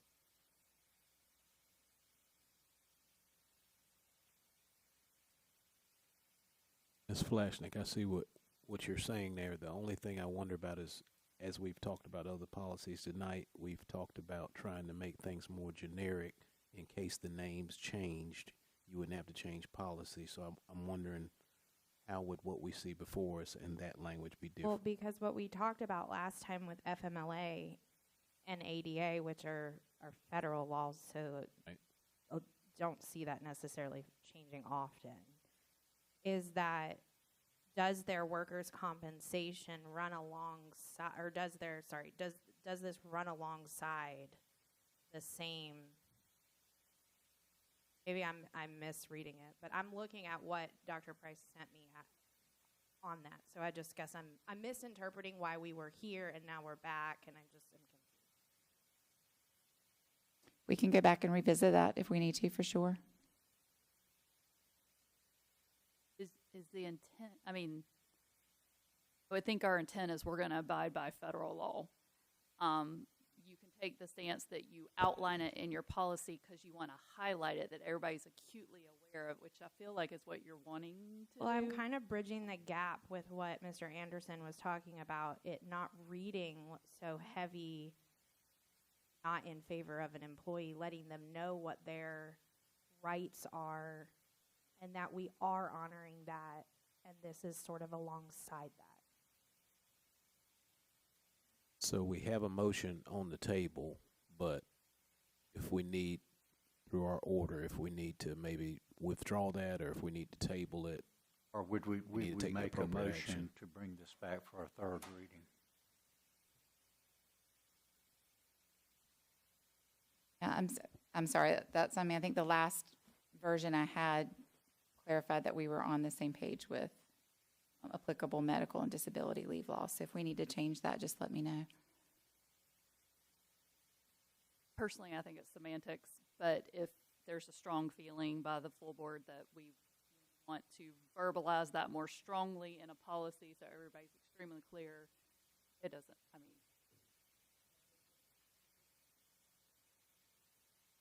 mean, is this potentially something Okay, that we could- already have a motion on the table, so do we withdraw that motion and make another motion to bring it back for third we reading? could go ahead and vote, and then depending on the outcome of the vote, determine next steps. That's fair enough. Mr. Rice, you were going to say something. Do you want to say that before we? Yes, all I was going to say is we had that motion on the table, but I hope I'm not incorrect. Whoever proposed that motion, they've gotten a second, could amend that motion if they needed to. But I guess what I was going to ask is, do we think we could hash out this language in time for our April regular board meeting? Or We could hash the language out right now by doing an amendment with that one sentence. I just re-forwarded the email back to Dr. Price. That's true. We could.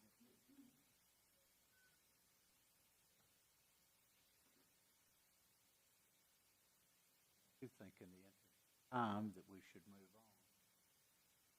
on.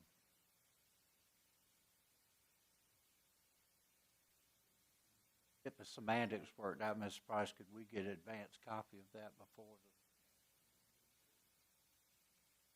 Absolutely, sure, absolutely.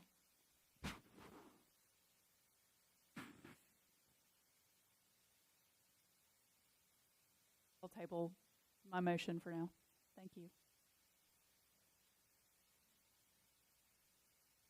All right. Now, do we need a new motion?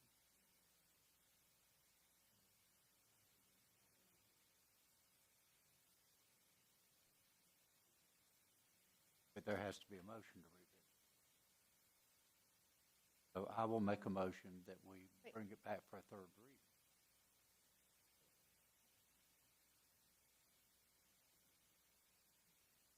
We've withdrawn the motion. It can just, we didn't withdraw it, we just tabled it. Okay, you table. Okay, so if you table it, there's no need. Third. Okay. That's clear as mud. I hear you, Mr. Anderson, I hear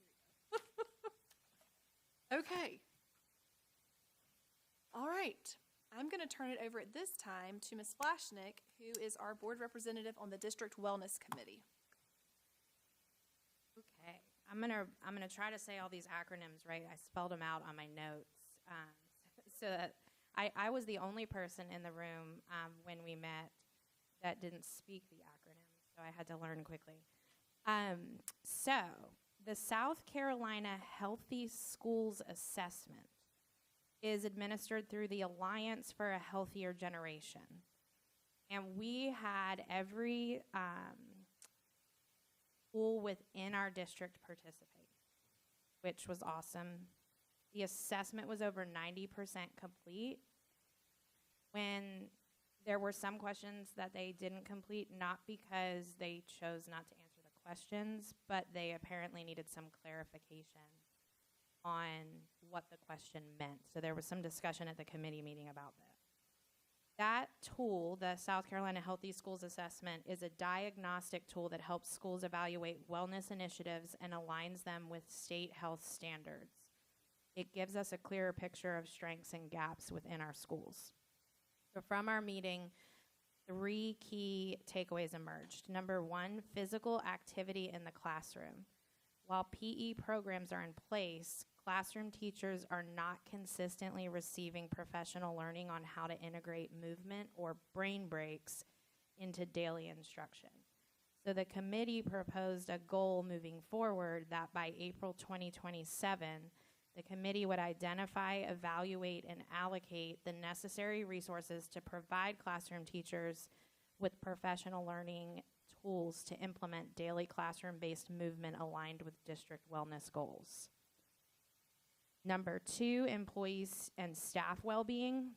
There was discussion around stress management resources and physical wellness opportunities for staff.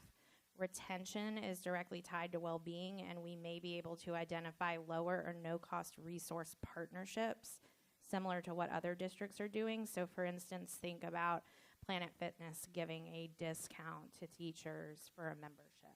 That's happening in some other districts. And then number 3, health and physical education curriculum alignment.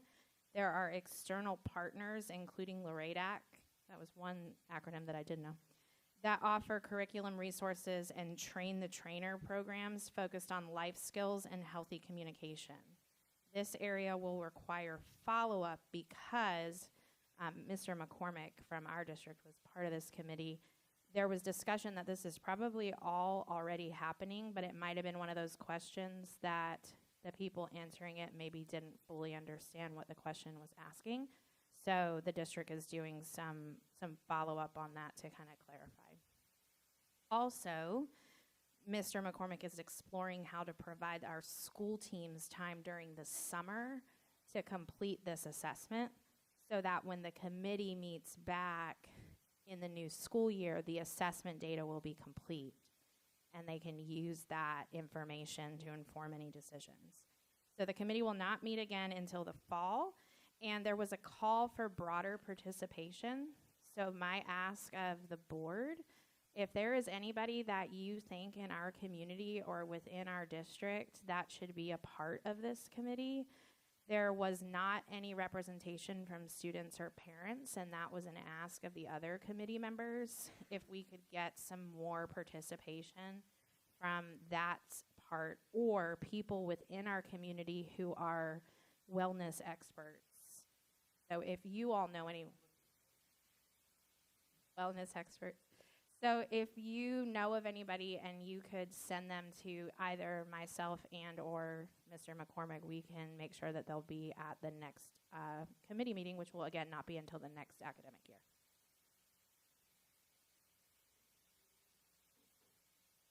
Microphone wasn't on. Thank you very much.